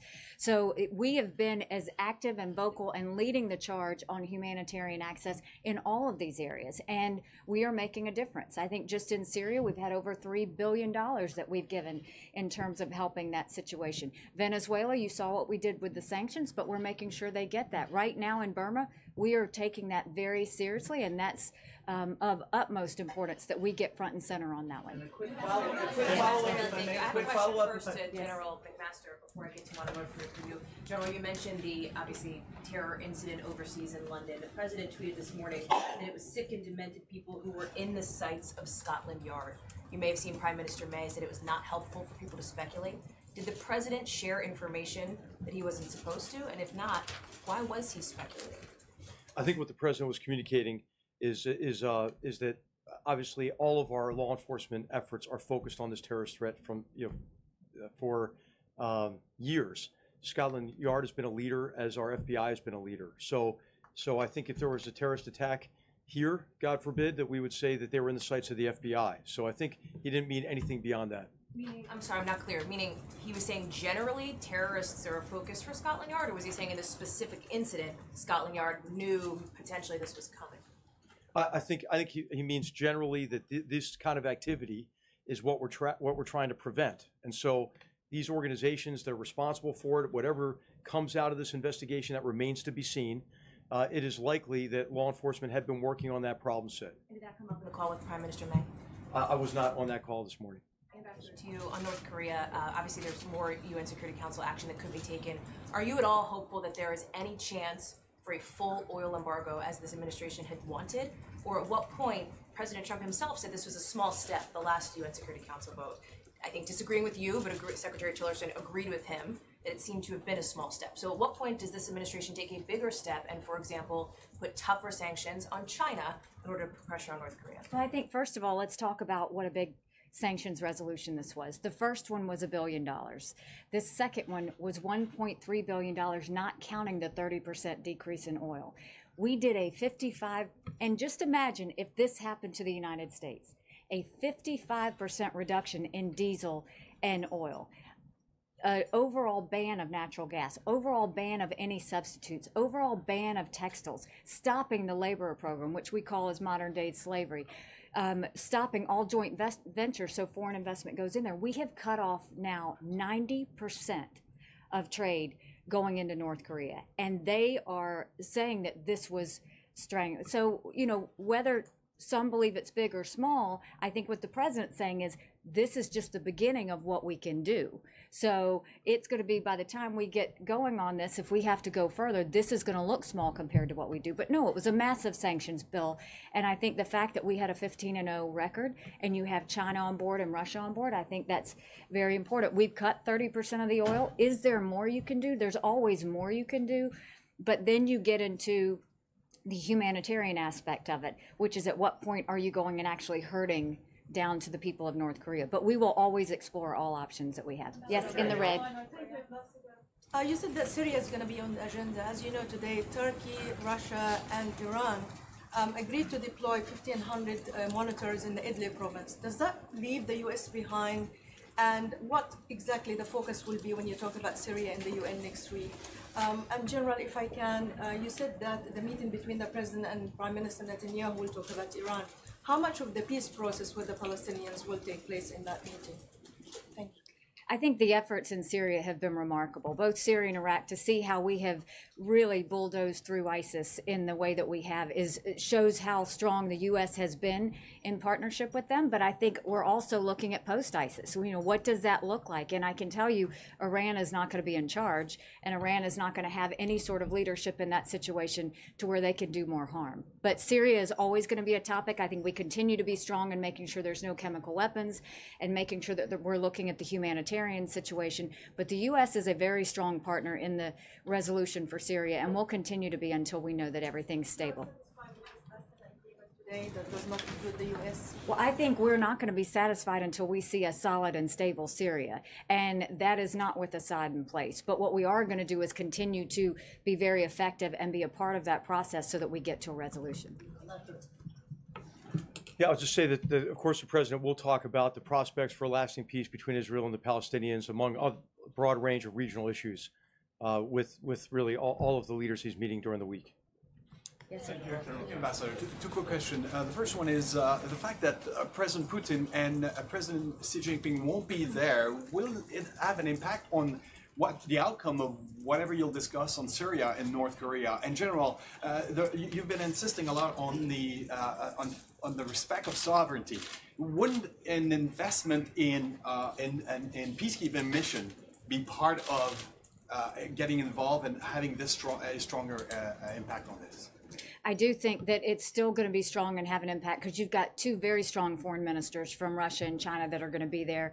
And the idea that we're going to be talking about Syria and North Korea and Iran and all of those other things, I think it'll be serious discussions. And I think the fact that President Xi and President Putin couldn't be there is not going to change the effect of what the talks that we have next week. Going to show up? That's their choice to not show up. Yeah, I'll just add on to say the UN General Assembly is not a substitute for bilateral relationships with any nations. And as you know, the president's been working very closely, especially with President Xi, on this common problem and this world problem of North Korea. So those discussions will continue, and they'll continue in the context of multilateral engagements, but also in context of our bilateral relationship with China. Back in the back. Thank you, Madam Ambassador. General, a question regarding etiquette. In the past, presidents have copiously avoided certain world leaders. A decade ago, President Bush avoided President Ahmadinejad when he was at the opening of the UN. Will the president speak to President Maduro at all when he is there? Yeah, I think it's unlikely that he'll speak with President Maduro. As you know, the United States designated President Maduro after he victimized his own people, denied them their rights under his own constitution, and I think as the president's made clear, he's willing to talk at some point in the future, but it would have to be after rights are restored to the Venezuelan people. Thank you, Madam Ambassador. Two questions. One, what is the future of India at the United Nations membership and Security Council? Because when Prime Minister Modi visited the White House, he brought this issue with the President Trump. Well, I think that Security Council reform is still being talked about, and I know that it's something that India wants. Many other countries want it as well. So we'll have to wait and see. Sir, one question for you, please. Any indications right now that sanctions will work towards North Korea? You have to look at how much has been cut off. They've already started to feel it, but they're getting ready to feel 90% of their exports going away. 30% of their oil. Imagine what that would do to the United States if it was there. And if you look at what I was looking at what North Korea was saying, they said it was a full-scale economic blockade, suffocating its state and its people. This is dramatic. This is something, and not only is it dramatic, but you're looking at Peru has dropped ties, Thailand has dropped ties. We're seeing so many just kind of get rid of either the ambassadors or the trade that they're doing. There is no way that North Korea doesn't feel this. Now, how they choose to respond, this is totally in their hands on how they respond. Yes. One more question. I'll let you pick who gets the last question. So I was wondering, we talked a little bit about the president, the speech that he'll deliver on Tuesday, but I'm wondering if you could talk in any more detail now, and I'm sure we'll get more detail later. Will he be sending directed messages about Iran and North Korea in that speech? Are there any more specific themes? And also, Ambassador Haley, I wanted to ask you on the question of UN funding. I know reform is probably an important part of this question, but as a candidate, President Trump was then candidate Trump was somewhat skeptical about the reach and the import of the UN, the point of it long term. As president, I'm sure he's learned more. Is the U.S. committed both to fulfilling its financial obligations, and where does it stand on in terms of its voluntary funding for the UN going forward? Could you talk a little bit about that? Right. To start off with the speech that the president gives, I think you can see it for yourself. I personally think he slaps the right people, he hugs the right people, and he comes out with U.S. being very strong in the end. So it's written, you've seen it. I have seen it, yes. Slaps and hugs. And then the second part of it is, the UN, when I originally spoke with the president, what I said is, we'll see what we can make of it. And that's the thing, is we're creating an opportunity. We're making the most of it. We're moving foreign policy. We're changing the way peacekeeping is done. We're really bringing up human rights. And more importantly, what I appreciate is they stopped focusing on the commas and the periods, and we're actually acting. We're actually seeing strong things happen. And so I think the president has always believed there's great potential in the United Nations, but I think now the world is seeing it, that it is actually changing and it's actually becoming more effective. Will he affirmatively articulate his intention to continue traditional U.S. funding at full levels? I think you'll have to wait and see. Thank you very much. Thanks. Thank you, General McMaster. Thank you, Ambassador Haley, General McMaster.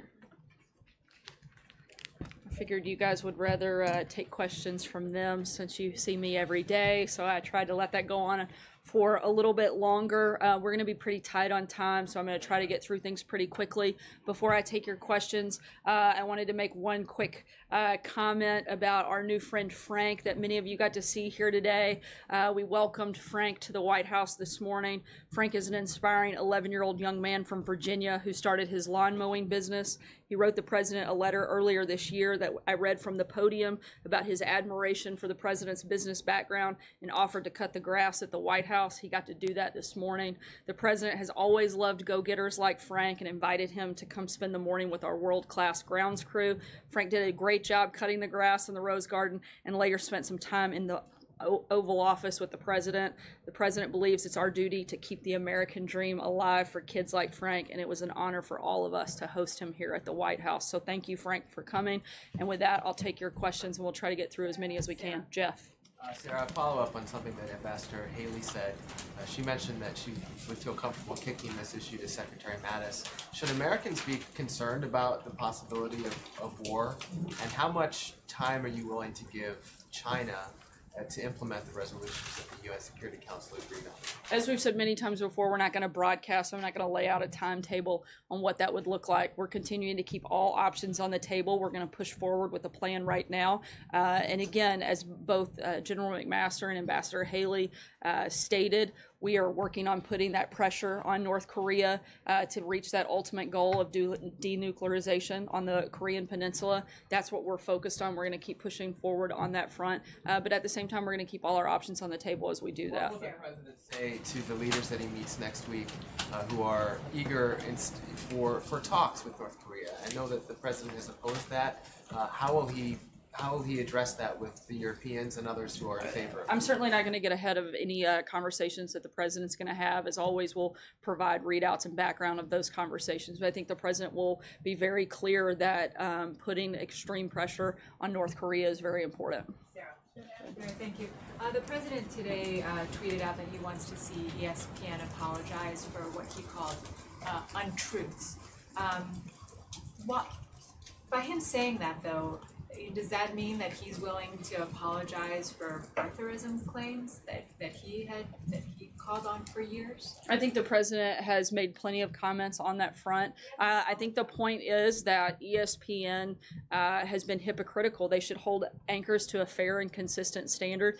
ESPN suspended a longtime anchor, Linda Cohn, not too long ago for expressing a political viewpoint. The network's public editor has said that there is a perception that ESPN has become political and that has harmed the network. This is clearly a political statement. They should be consistent in whatever guidelines that they have set themselves in that front. John, guys, I'm sorry, I'm going to try to keep moving so I can cover as much ground as possible. John, go ahead.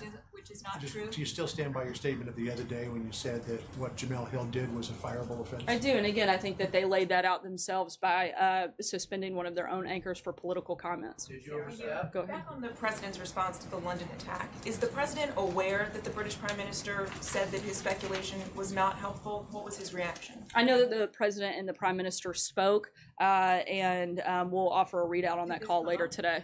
I believe it did. I understand it may have come up. The President this morning tweeted that chain migration could not be a part of any immigration bill. What did he mean by that? The President is focused on making sure that in the efforts of these ongoing conversations between both Democrats and Republicans, that we deliver on responsible immigration reform. He wants to help American workers and families. No deal has been reached on this process. He supports making an agreement on DACA, but that would have to include massive border security and interior enforcements. The President continues to push for those things. He's still 100% committed to the wall, and we're going to be laying out what our specific priorities and principles are in that front over the next 7 to 10 days, and we'll make sure that you guys are all part of that. David. That he laid out, chain migration, this is referring to the idea that people given status in a bill could not then sponsor relatives later for immigration status. Has he drawn a red line on that? As you know, this President doesn't use the term red line, but again, we're going to lay out specific priorities, what that looks like over the next 7 to 10 days, and I'd imagine you'll get more details on that front. David. It was said several times yesterday by the President and on Air Force One by the one of your deputies that the White House did not support an immigration bill that deals with amnesty.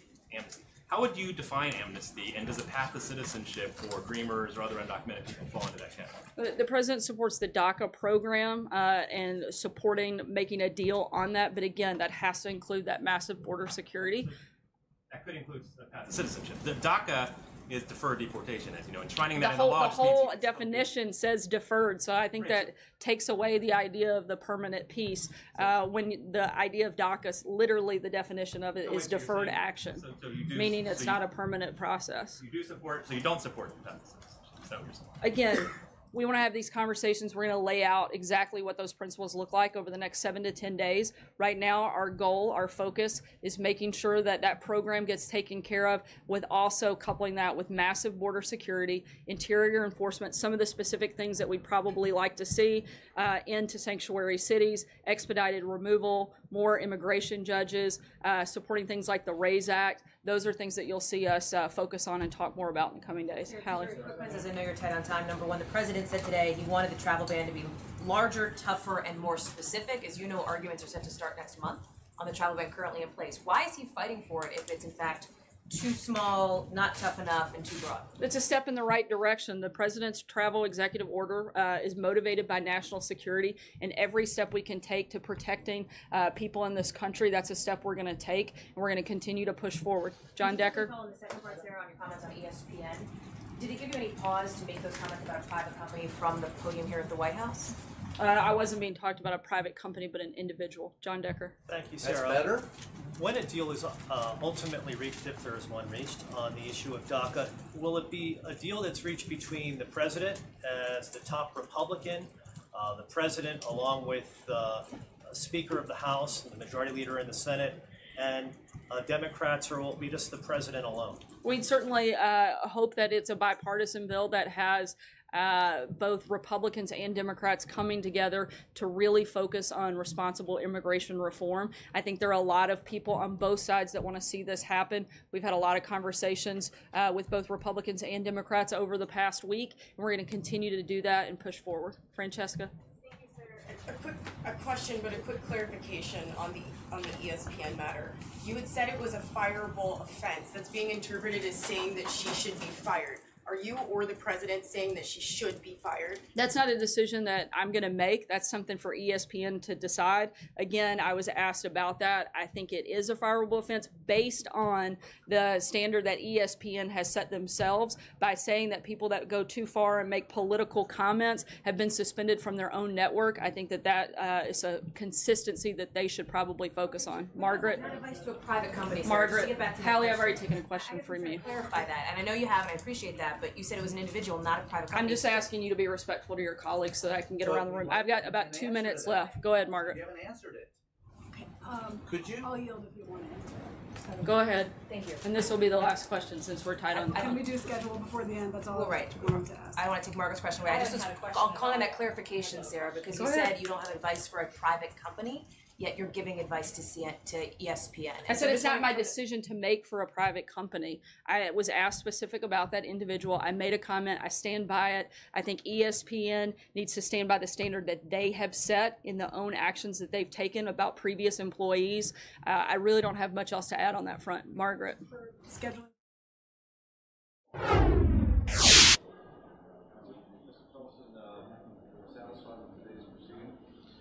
Well, this is a relatively perfunctory event. When somebody is charged with serious crimes like this, it would be unusual for a bond to be posted.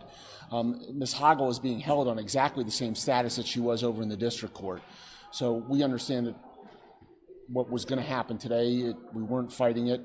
Our biggest concern is to make sure that she is treated for her mental health issues, to make sure that there are appropriate treatment plans and medications for her to help restore her competency.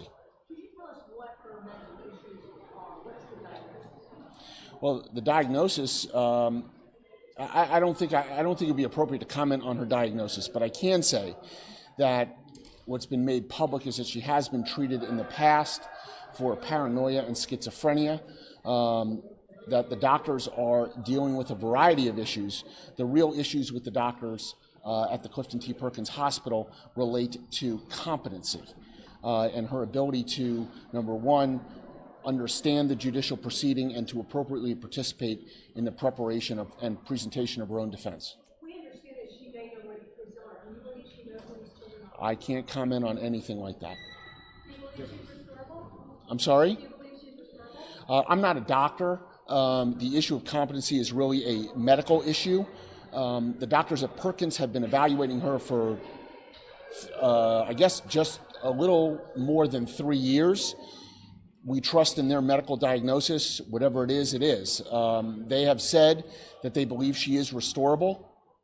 We have to go with that opinion. You said that she had an evaluation just the other day.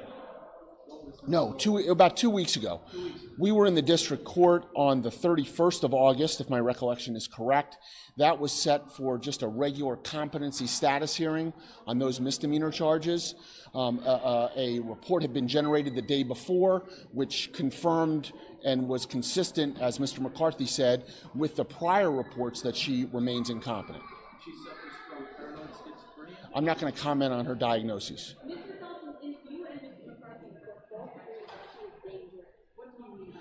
Well, the issue of danger is an issue under the statute.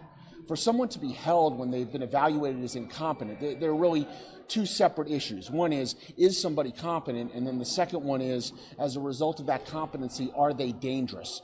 And that could be to themselves or to the community in general. The doctors opined that for a variety of reasons, all of which I'm not privy to because that's the doctor's diagnosis, but they opined that Ms. Hoggle was a danger either to herself or the community. There's no specific reason, but that's their diagnosis, and we accept that. Sir, do you have a reaction to this murder indictment? Well, I have two reactions. First, we didn't know what was happening. The state, as I have said for the last 3 years, holds all the cards in any, and certainly in this prosecution. They hold the investigation card, they hold the negotiation card, they hold the disclosure card, they hold the procedural cards. This is something that the state is certainly entitled to do. We wish that we had been given a heads up for it.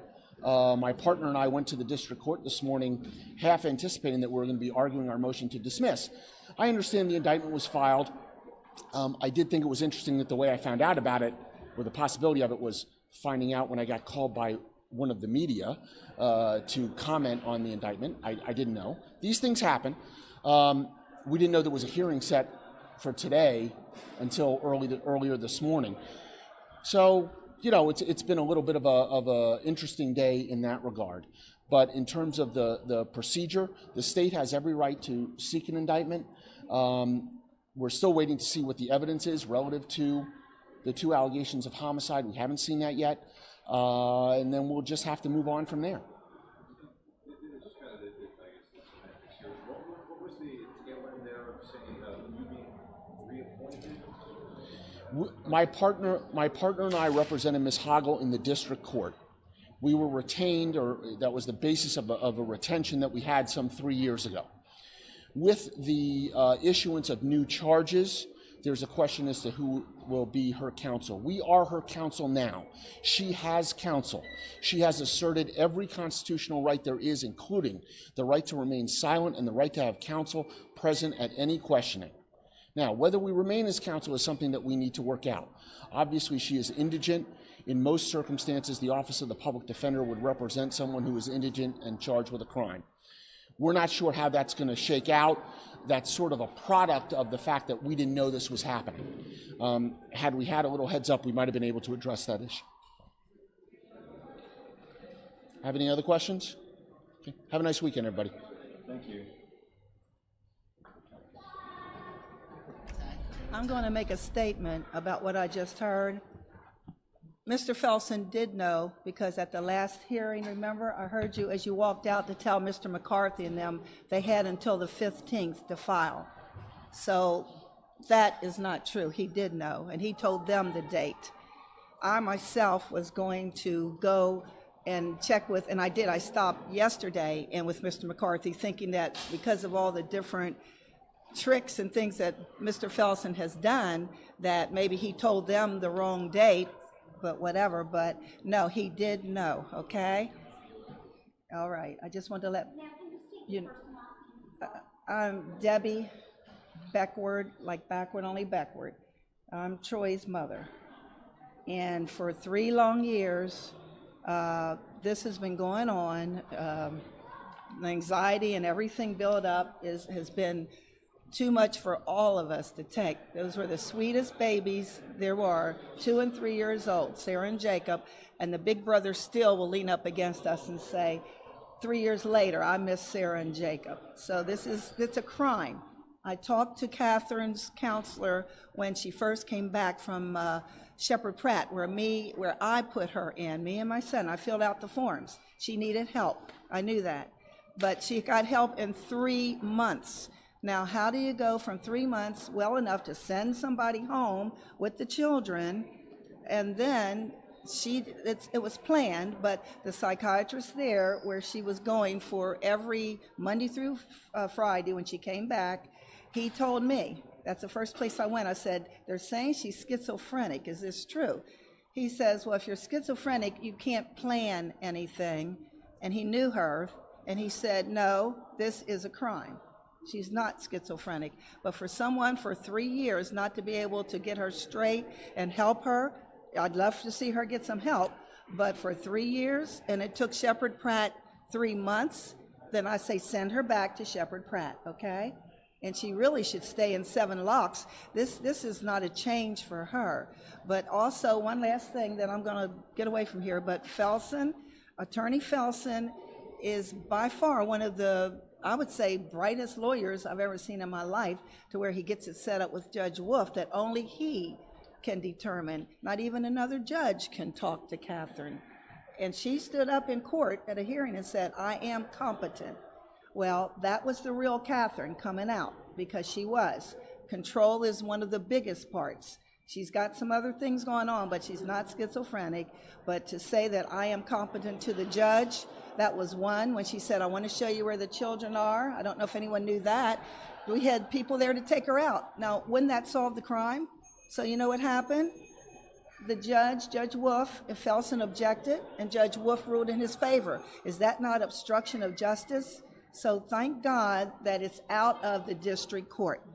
You know, I saw how the judge handled things today. It looks like there's some sunlight coming up. It's going to be better. And it looks like, you know, maybe we will find some justice after all, and that's what we need right now. But those babies have to be, this is the first time in the 3 years that their names have been mentioned in the court.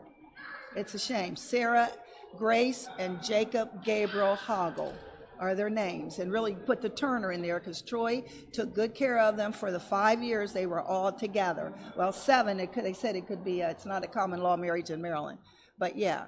So we were all there. I live 5 to 15 minutes away, as much for most of the years, so that I could be there to help out and all. So this is unbelievable, and there's 2 kids missing, and when they say the misdemeanors are dismissed, I read what it said. You can dismiss them. Then it also said, but if there is a problem, if there's someone harmed, are the kids not harmed?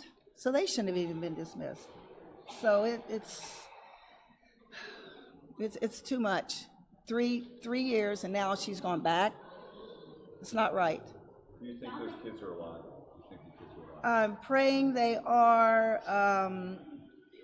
She's got her danger. It's not schizophrenia, you know, because she plans. She knows exactly what she's doing and everything. So there is a chance, because from what I understand, the person who was there for 5 hours of her interrogation, they only interrogate her one time. You know, they said 15 hours the first day they caught her. But anyway, sheriff told me that the whole time she kept saying, I was unhappy and he's not getting the kids.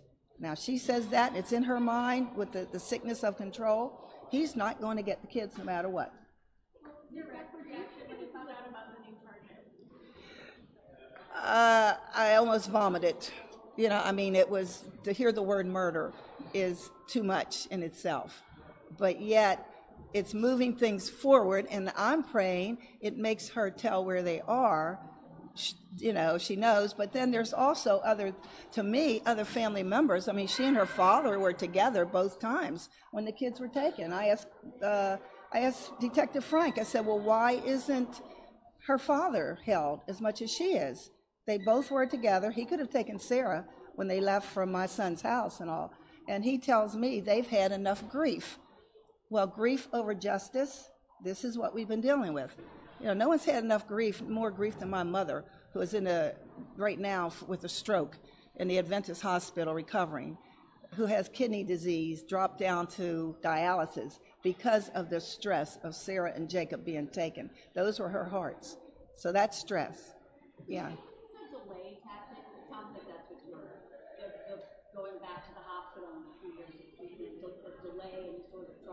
If a hospital can't get you right in 3 years, and they say that she is restorable, they know.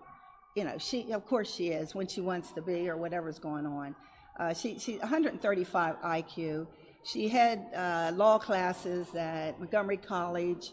Catherine is intelligent and she knows what she's doing. But like I said, the main sickness to me is the control factor. She's trying to take control, but you know what? Felsen won't let her improve even.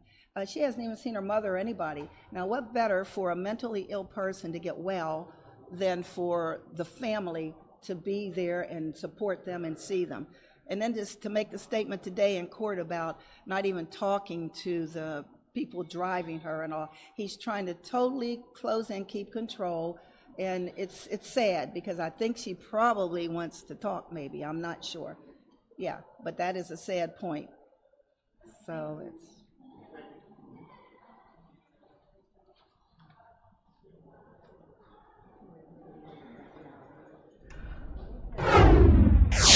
All right, guys, if you're following us here on Facebook and YouTube, I see some of you watching. This is the Catherine Hoggle update, her indictment and her case, and we've talked to Paul Wagner. Actually, you see his tweet there. He's covering this story today, so more on this tonight in his report. But this is one of his latest tweets that the court has ordered another mental health evaluation for Catherine Hoggle. She's the mother of 2 Montgomery County children who were found missing in 2014. Now, one of you was asking where they are. Their bodies were never found. There were 2 children, ages 2 and 4, and she's believed to be the last person to see them. And this case sort of goes on. Looks like we have someone else speaking here, so I'm going to bring this back up for you. And my stance really has not changed. Is we need to solve this mystery and get beyond this. From the very beginning, I have said that I think that when 2 children go missing, they should be investigated as missing until there's evidence to the contrary. And so I will still keep looking for Sarah and Jacob, and just appreciate the media keeping those age-progressed photos out in the newspaper, and I'm not giving up. Were you upset with that? Well, we knew this was coming. I mean, under Maryland law, so it was really no surprise, and Mr. McCarthy made me aware of that. So, at some point, I think we have to have something nudge this forward. And, pardon? Well, I don't think she's guilty of murder. So, I believe in, justice. So when she's capable, she's going to have to face that, and I do think she's capable of being competent. So. Do you visit her regularly? No, I do not visit her. Haven't seen her since the children disappeared. You think they're still alive? You believe these children are alive? I still believe they're alive. Yes, there's nothing to the contrary, and have done enough looking into the data around these, the children going missing, that I do think that I think someone had to see something. They disappeared at 2 different times in broad daylight, so somebody had to see something that was of value, and I think that someone helped her. So yeah, oh yes, I do. Did you ask her?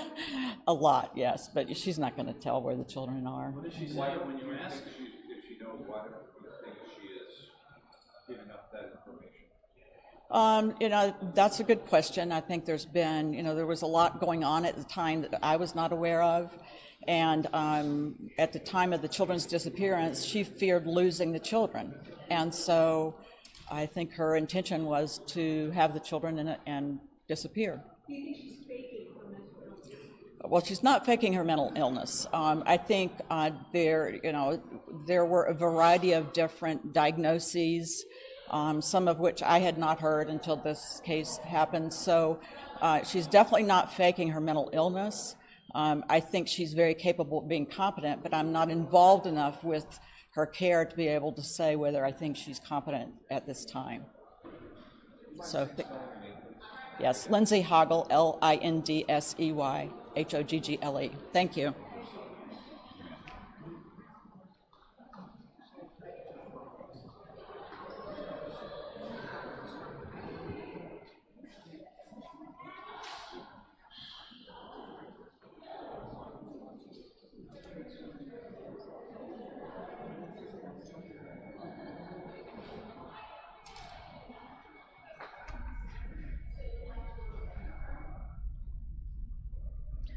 So guys, you're looking at a scene at the Montgomery County Courthouse here as we follow this Catherine Hoggle case, hearing from different sides here, family members and attorneys on both sides. We just saw a shot pan across, and our reporter Paul Wagner is there, just standing slightly to the right and asking the questions. When I was emailing him earlier to get some sound, he said that he was getting sounds from some of the family members and others who were there talking about this case. But we're going to watch this to see if someone else comes up to talk about this, but a recent tweet from Paul right here, if we switch it up, saying the state's attorney says that the law allows authorities to hold defendants who are accused of murder who have been found incompetent. They can be held for 5 years. Now, Catherine Hoggle has been diagnosed with paranoid schizophrenia and refused to disclose where these children are. And obviously, some people saying, I believe these children are still alive. They're out there. This needs to be solved. There needs to be justice. And on the other hand, she is indicted and facing 2 counts of murder, possibly for her children. So a lot of questions still to be answered here for this indictment and this update, as they have ordered another mental health evaluation for this woman. Again, Catherine Hoggle, who 3 years ago was the last person to see these 2 children who went missing. And now this case kind of coming back to light, coming back to the forefront. And we'll be following this more. So we're going to kind of keep our eye here to see if this is wrapping up. You guys got a sound level? Everything all right? All right. Good afternoon. My name is Ramon Koranoff. I'm the Public Affairs Director for the Montgomery County State's Attorney's Office. Just a note for all of you, an indictment is just a formal charge. It is not a finding of guilt. And so there'll be later court proceedings where that'll happen. I'll give you the rundown right now. It's going to be Mr. McCarthy making a brief statement, and then Troy Turner making a brief statement. Mr. Turner will not take questions after that, but Mr. McCarthy will. So without further ado, the State's Attorney for Montgomery County, John McCarthy.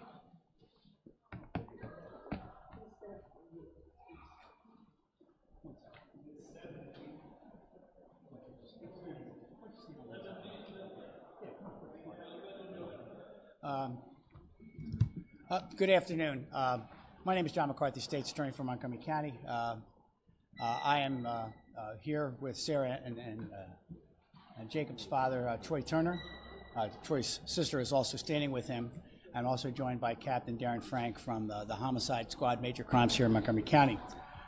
We just left the courtroom of Judge Joseph Dugan, and there was an arraignment in the new charges pending against Catherine Hoggle. The 2 charges were returned by the grand jury. There's an indictment of 2 counts of first-degree murder involving the deaths of Jacob and Sarah from a number of years ago. As many of you know, there were some original charges brought by the police, and they were absolutely appropriate charges. They related to child neglect. They related to abduction. They related to negligence in connection with treatment of children. But they were misdemeanors.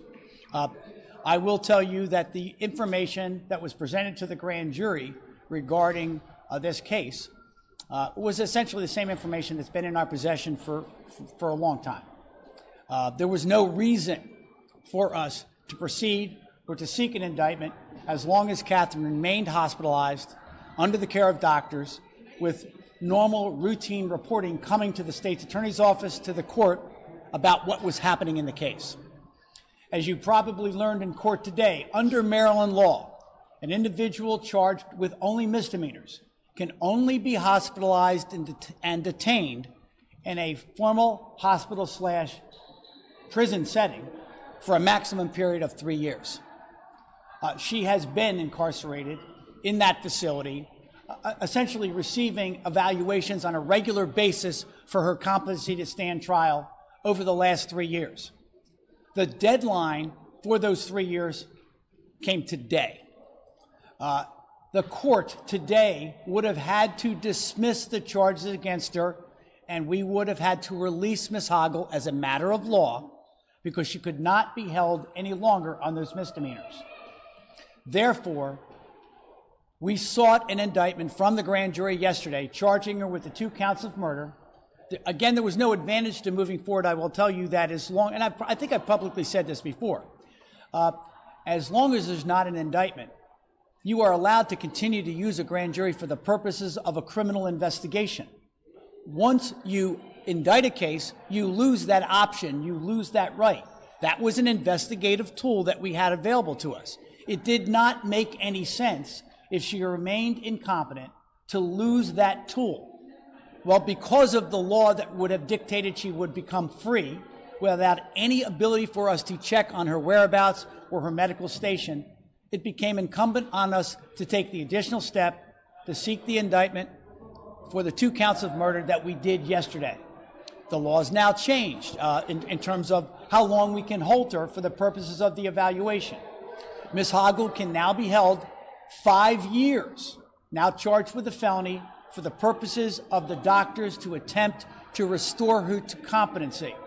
Competency just basically means you have to have a basic understanding of the nature of the charges against you, and you have to be able to assist your attorney in defending yourself. The doctors in the hospital have sent us 13 separate reports over the last 3 years. We get one about every 90 days. And the reports are all pretty consistent. And we've talked about them in open court before. She has been found consistently incompetent to stand trial. They feel that she is being medicated. She is voluntarily taking medications. They are attempting, I think, through a very traditional method of psychiatric treatment and counseling as well as medication to get her back to competency. They call it a restorative competency plan. Within those 13 reports, they repeatedly say she's making progress and they have hope that she will be restored to competency. But we're not there today, and we could not abide a situation where she began to walk the streets again, because those same reports told us that she was, in fact, a danger potentially to her remaining child, Clint, and to Mr. Turner. As a result, we sought the indictments, supported by the information that we gave to the grand jury, and the grand jury returned those indictments. First-degree murder is a felony. We now have 5 additional years to try to get her back to competency to stand trial. There has never been, by the way, a plea of insanity, or what we call in Maryland lack of criminal responsibility. That's just the term of art we use. She's never pled that. We've never gotten to that point. We are at a threshold level, or are we ready, because of her mental state, to go to trial? We've not gotten past that threshold level. I will tell you, I fully anticipate that if we get to a point where she is found competent, then you will see a motion filed by the defense, probably suggesting an insanity defense, which is a different type of an evaluation, not about where she is today, but where was she back 3 years ago when the children were abducted, taken, and now, based on the indictment, killed. So that's where we are. I will tell you that we are now in the circuit court for Montgomery County. Judge Dugan, who presided today, was there simply for the purposes of conducting basically a bond review. Ms. Hoggle was ordered, held without bond, and as if you were in the courtroom, there really was no dispute about that. I will tell you, we left the courtroom, and along with the defense counsel, we went downstairs as ordered by Judge Dugan, and we drafted a commitment order. And that commitment order will order that she is held without bond. She's not going to be a free person. She is ordered to go back to Clifton T. Perkins, and Clifton T. Perkins has been ordered now under the circuit court order, because the district court orders, and that matter is now dead, are going to now begin basically the same procedure. I would assume that we are talking about the same doctors, the same treatment team. It's not going to change. The one thing that we hope is, based on the references and the letters that we've received over the last 3 years, that we will ultimately get to a point where she is competent to stand trial for these matters, and then we will go on to that second hurdle about the sanity issue. This case has been assigned in the circuit court to Judge Michael Mason, one of our senior judges. So these are complicated cases. We call them track 4. They're just complex matters, and when it's a complex matter, they specially assign it to a judge. Right now, this matter is assigned to Judge Mason. We've not even appeared before him yet. There are some preliminary matters that are going to come up. We'll be providing discovery. You know that the next hearing involving Ms. Hoggle is for September the 29th. At that hearing, there will be a determination who's going to be her lawyer. That's what it's about. A 4215 hearing is basically a fancy way to say, do you have a lawyer? And she will have a lawyer, and she will either have one that's retained for her, one that's appointed by the public defender's office, but there will be an attorney who will be in this case acting on her behalf as we move forward. These cases are complicated. I can't talk to you about a trial date or a motions date in this case because everything essentially is on hold until we get to a point where doctors say she is competent to stand trial, and we're not there right now. Okay? I'm going to take questions in a second, but I will tell you, I talk to Troy all the time, I talk to him all the time, and he indicated, and he's here with his attorney, Matt Alleggi is his attorney, who's with us. I will tell you, Troy has a prepared statement that I guess he worked on with his lawyer that he wanted to read to you today. Troy is not going to take questions, but I'm going to ask Troy to step forward, read his statement, and then if you have questions for me, I'll come back and I'll take those questions. Troy?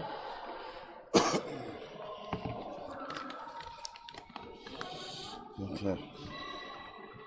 This normally isn't kind of how I do things, but with the circumstance, I just can't do anything else. I do have one request. I've worked hard to keep my oldest son's name out of the press for 3 years. If anyone runs that, if you could actually take his name out, I would appreciate it. I guess I'll just start off here. I want to thank all of you in the community and in the media for all your support you have shown me, myself, Sarah, and Jacob, my family, throughout the entire process. As I'm sure you understand, it's been a very emotional time for myself and others who love my family and my children. I've just decided to go ahead and read a prepared statement and then not take questions today. Catherine Hoggle has murdered my children, and I hope Sarah and Jacob get the justice they deserve. I have held out hope that something else may have happened, as I think that any parent under these circumstances would. But it has always been a faint hope, and I know now with the passage of time that Catherine killed my babies. From the very beginning of this process, 3 years ago, the Montgomery County Police Department and State's Attorney's Office have been very consistent in their theory on this case. I know that they are right, and I fully support the charges handed down here today. I also knew I knew there was a good chance they were right from the beginning. In addition to the investigation by the local police with the support of the family and friends, I've had my own professional private investigator study the facts, and this isn't part of the written part, but in the beginning they came in with an open mind. After investigating, they came to the same conclusion as the State's Attorney's Office and the police. Actually hired 2 or 3 of them, kind of like getting a second opinion from a doctor, and they all came back the same. Everyone who has reviewed this agrees that Catherine murdered Sarah and Jacob. I am sure a jury will agree, and I hope Sarah and Jacob get their day in court. I don't know if that's somebody's, I'm sorry. I want again to express my sincere thanks to the community and to you, the media, for all your support and everything you guys have done. Please keep my family, Sarah and Jacob, in your prayers. I hope with the charges handed down today, we're moving closer to getting justice for them, and that's what it needs to be about from beginning to end, getting justice for my babies. Thank you very much. You can't.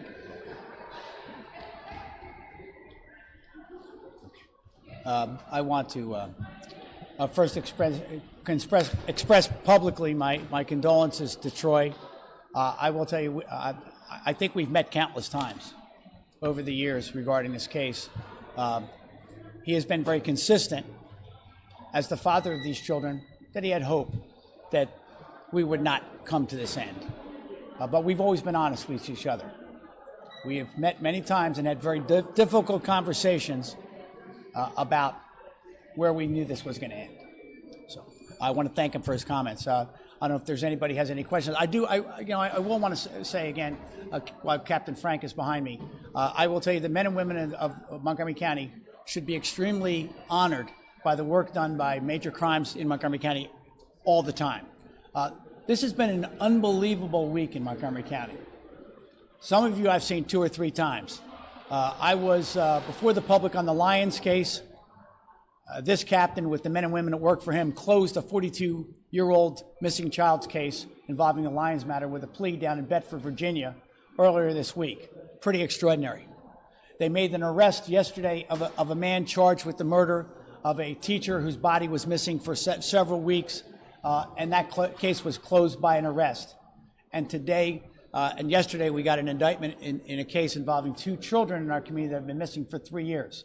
The men and women of that department do extraordinary work on behalf of the people in this county, and I think we should be very thankful. And I want to express, as a member of this community, my great gratitude for the captain and the men and women in his department that not only worked in the Hoggle case. This has been one heck of a week. I might have said other words. You got a question, Pam Thompson, DCW? Yes.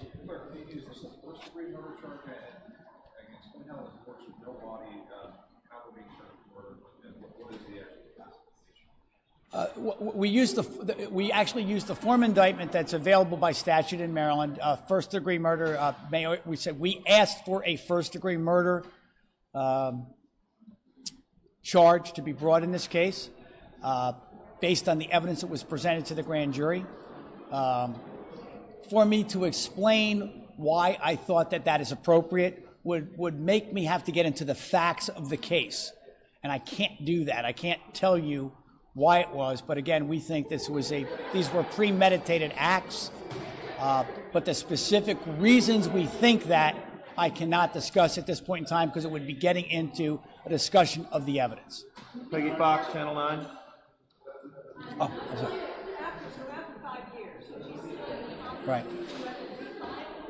No, actually, I will tell you, I've read the case law. I don't think we can refile after that. I think that if another 5 years went by and we were in the same position, 5 years down the road, the charges will have to be dismissed in 5 years. Now, at that point in time, could there be involuntary commitments or voluntary commitments to psychiatric institutions to continue her in a hospital? Well, the answer to that is yes. But if you're in the courtroom, the reality is because of the privacy laws that are associated with voluntary and involuntary commitments, the courts, the families, the people that might be at risk or at danger would have no notice whatsoever what was happening to her. That was just simply not a position that we could live with. But the direct answer to your question is we would be faced with a potential dismissal a second time if after 5 years she's not restored to competency. I'm praying that we don't get there. Yeah, Mark Seagrave, Channel 4. John, do you share Mr. Turner's belief that his children are dead? We would never have sought the indictment if we did not believe these children were dead. I will tell you, when you sit with a father for years who is looking for his missing children, he holds out the hope that anyone would understand a father or a mother or a loved one would have for children. And I've looked at Troy, and he's looked me in the eye, and we've talked about it.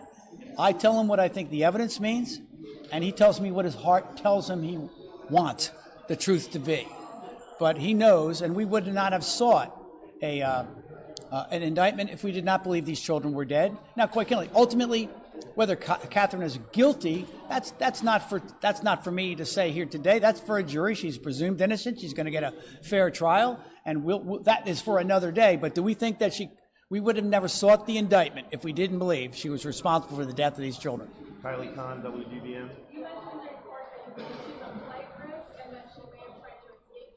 Well, may I say, in earlier reports that have come to us from Clifton T. Perkins, and there are 13 of them on prior occasions, there are repeated references to escape attempts while at the psychiatric hospital.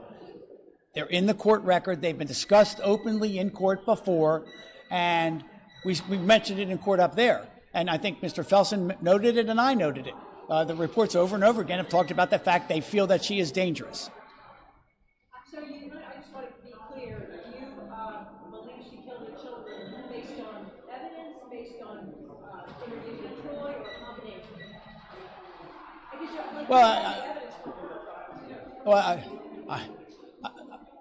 I believe it based on the police investigation. I believe it based on the information that was developed by Detective Karen and Dimitri Rubin back 3 years ago. I believe that based on interviews with the family and all that information. Basically, it's the evidence of the case upon which the grand jury took action. That is the basis of us having obtained the charge. So it's not my personal opinion. It's based on evidence. Mr. McCarthy, I have a question that everybody, a layman's question about the Perkins statement.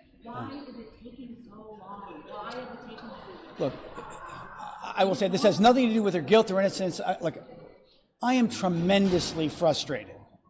And I've said this in court before. Am I frustrated that we are here 3 years into this and she's not been restored to competency? Absolutely I am. Why am I frustrated? Well, look, this is a woman who had and again, I'm talking about things that are in the public record. This was a young woman who'd had prior hospitalizations. She had been identified with psychiatric issues prior to the disappearance of her kids. She had been in various hospitals. She had been restored to competency before through psychotropic medications and reintroduced back into the community. I had every hope when she went to Perkins 3 years ago that we would have that same thing occur. She would fall into the care of psychiatrists. They would determine what her need was, and they would begin through a regimen of medications to restore competency that would allow us to move forward. So I am tremendously frustrated. As I can tell you, look, I'm sure any member of the family on either side of this will tell you above all, they were tremendously frustrated. They knew the psychiatric history. They knew about the restoration of competency in other cases, and they want to know why hasn't the hospital been able to do that. It's a frustration for all of us, but again, we've just taken steps legally to give them additional time to do that, and I don't think we had any other option but to seek the indictment. We saw it yesterday. It was the only way to adequately, I think, protect the public and protect some individual people in particular. Which read, baby? Perkins is the state psychiatric facility, and they are by statute authorized to be the individuals to do these evaluations. Some of you may be familiar. In the district court, I sought, maybe as much as a year ago, I sought through a court request and a motion, I wanted an independent evaluation. I said, let me go somebody else. The state would have paid somebody else. Look, these are good and fine doctors. They work for the state. I think they're tremendously overworked, and they're doing this evaluation. I wanted to hire someone else to do an independent evaluation, a doctor of my own choosing or the state's choosing, who I knew their credentials on, and most of those doctors I would have picked were doctors who had formerly been at Clifton T. Perkins, may have run the entire hospital. Like, I've been here 37 years. I know pretty much most of the ones that have been there over the last 4 decades. And there are some extraordinary men or women that have been there. I wanted to go back and say, hey, look, did they get this right? Do you have a different opinion? I wasn't allowed to do that. ABC said. Well, let me say, it's only a possibility if the court allows me to do that. I will tell you, most of the judges that I've dealt with have taken the position, because you have a privacy interest related to your psychiatric privileges, they're not going to compel an individual to reveal information or participate in a psychiatric evaluation with a doctor unless they voluntarily want to do that. And if you've got an evaluation that favors you, there's no reason for you to want to do that. You're playing against yourself. All right, Rich, you get your question, Rich. So there's no real timeline at all here. I mean, this may never happen. This case may never go to trial. I think I pray that that's not the case. I've read these reports. I talk to the doctors all the time. They tell me she's getting better. They say they have hope that they're going to restore competency. So I'm going to adopt that hope, and I'm going to hope that we do get to try it, but I can't tell you when. Right. Okay, thank you very much. Thank you, everybody. If you didn't get a copy of the indictment, please come to me, and then I can give you that. Thank you, everybody, for coming. Sorry, Rich, people jumped the queue. I was talking to you, right? All good.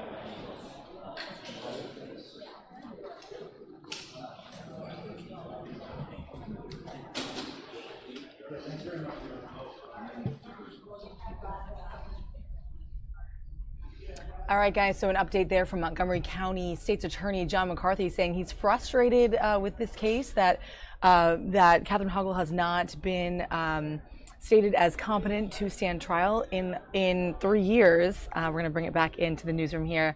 And we heard from Troy Turner as well, the father of these 2 children that went missing. John McCarthy also saying that they would not have sought an indictment if they didn't think those 2 children are actually dead in this case. So a very tragic case that is still ongoing now. Lots of questions to be answered as they still seek another mental health evaluation for Catherine Hoggle. Now, Paul Wagner, who is on this story in our newsroom today, he's there at the courthouse, and he's been tweeting out. I'm going to show you some of those tweets right now so we can go through them. Here's the first one: court ordering another mental health evaluation. Even though the defense says she just had one, she's accused of killing 2 of her children. State's attorney saying that the law allows authorities to hold defendants accused of murder who have been found incompetent to, they can be held for 5 years. So adding to that frustration that John McCarthy was talking about. And this was the first one. She appeared in court remotely to answer to this double murder indictment. And now she's held without bond and sent back to this mental health facility, Perkins Hospital. So that is the update there, guys. More coverage on this on our digital platforms and on air tonight. Paul Wagner will have more on that story. Thank you for joining us here on Fox 5 Live.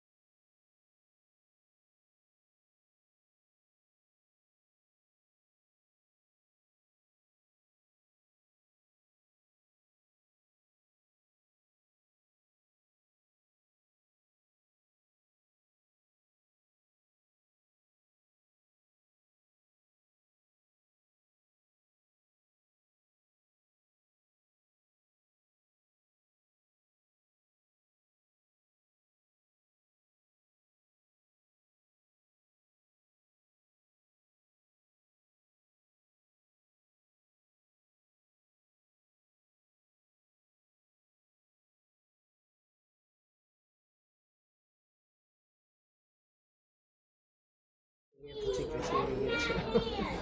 like it never gets later.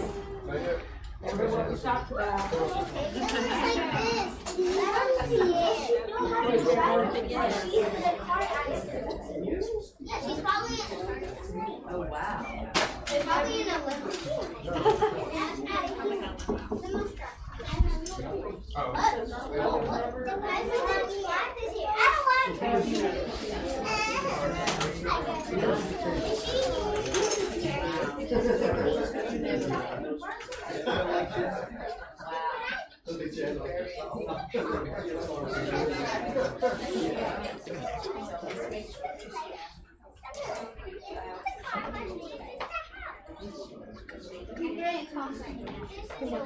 this cable and just unplug it and just plug it into my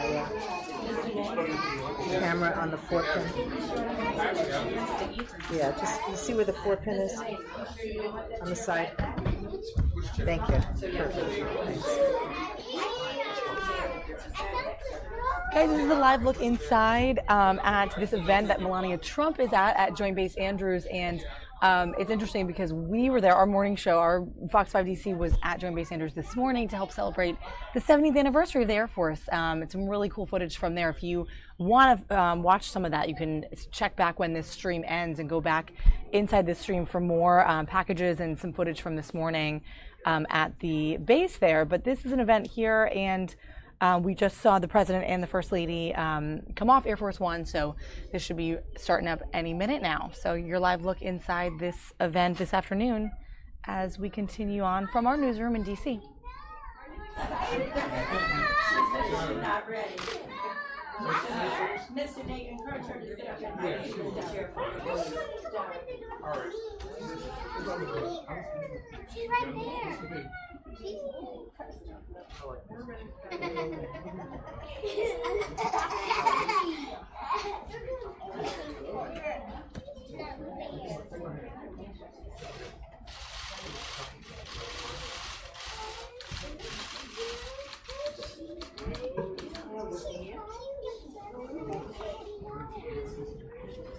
She's pretty. She's right there with the jacket on. Yeah, thank you so much for joining us. I'm Melanie Piker. My husband's the commander here at Joint Base Andrews. Thank you so much. What's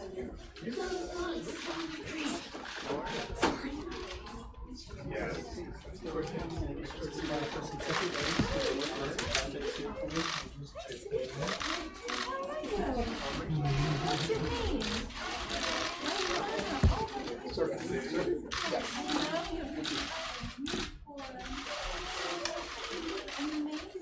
What you doing? You so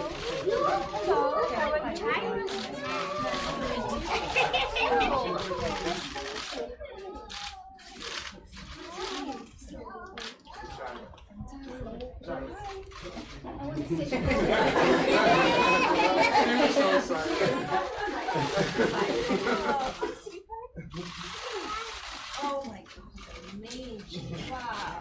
I love Legos. Hi. Hi, Cortez, you want to speak? She's shy. Sorry, Cortez. All right. Okay. Yes. Your house? Oh, I love your house. I love your house. How are you?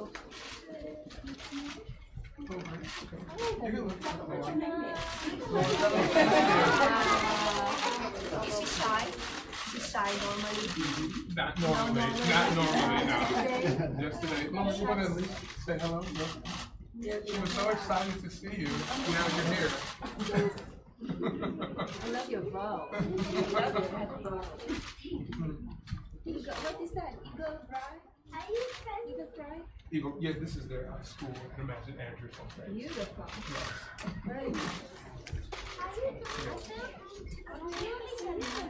Do you know him?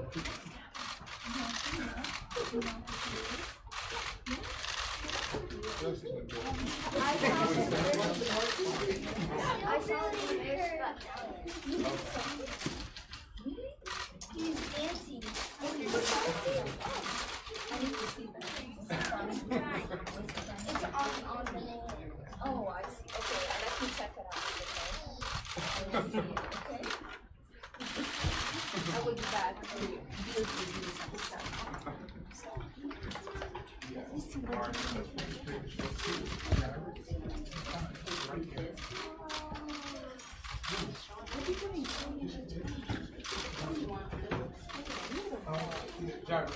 You put the tape on, and then.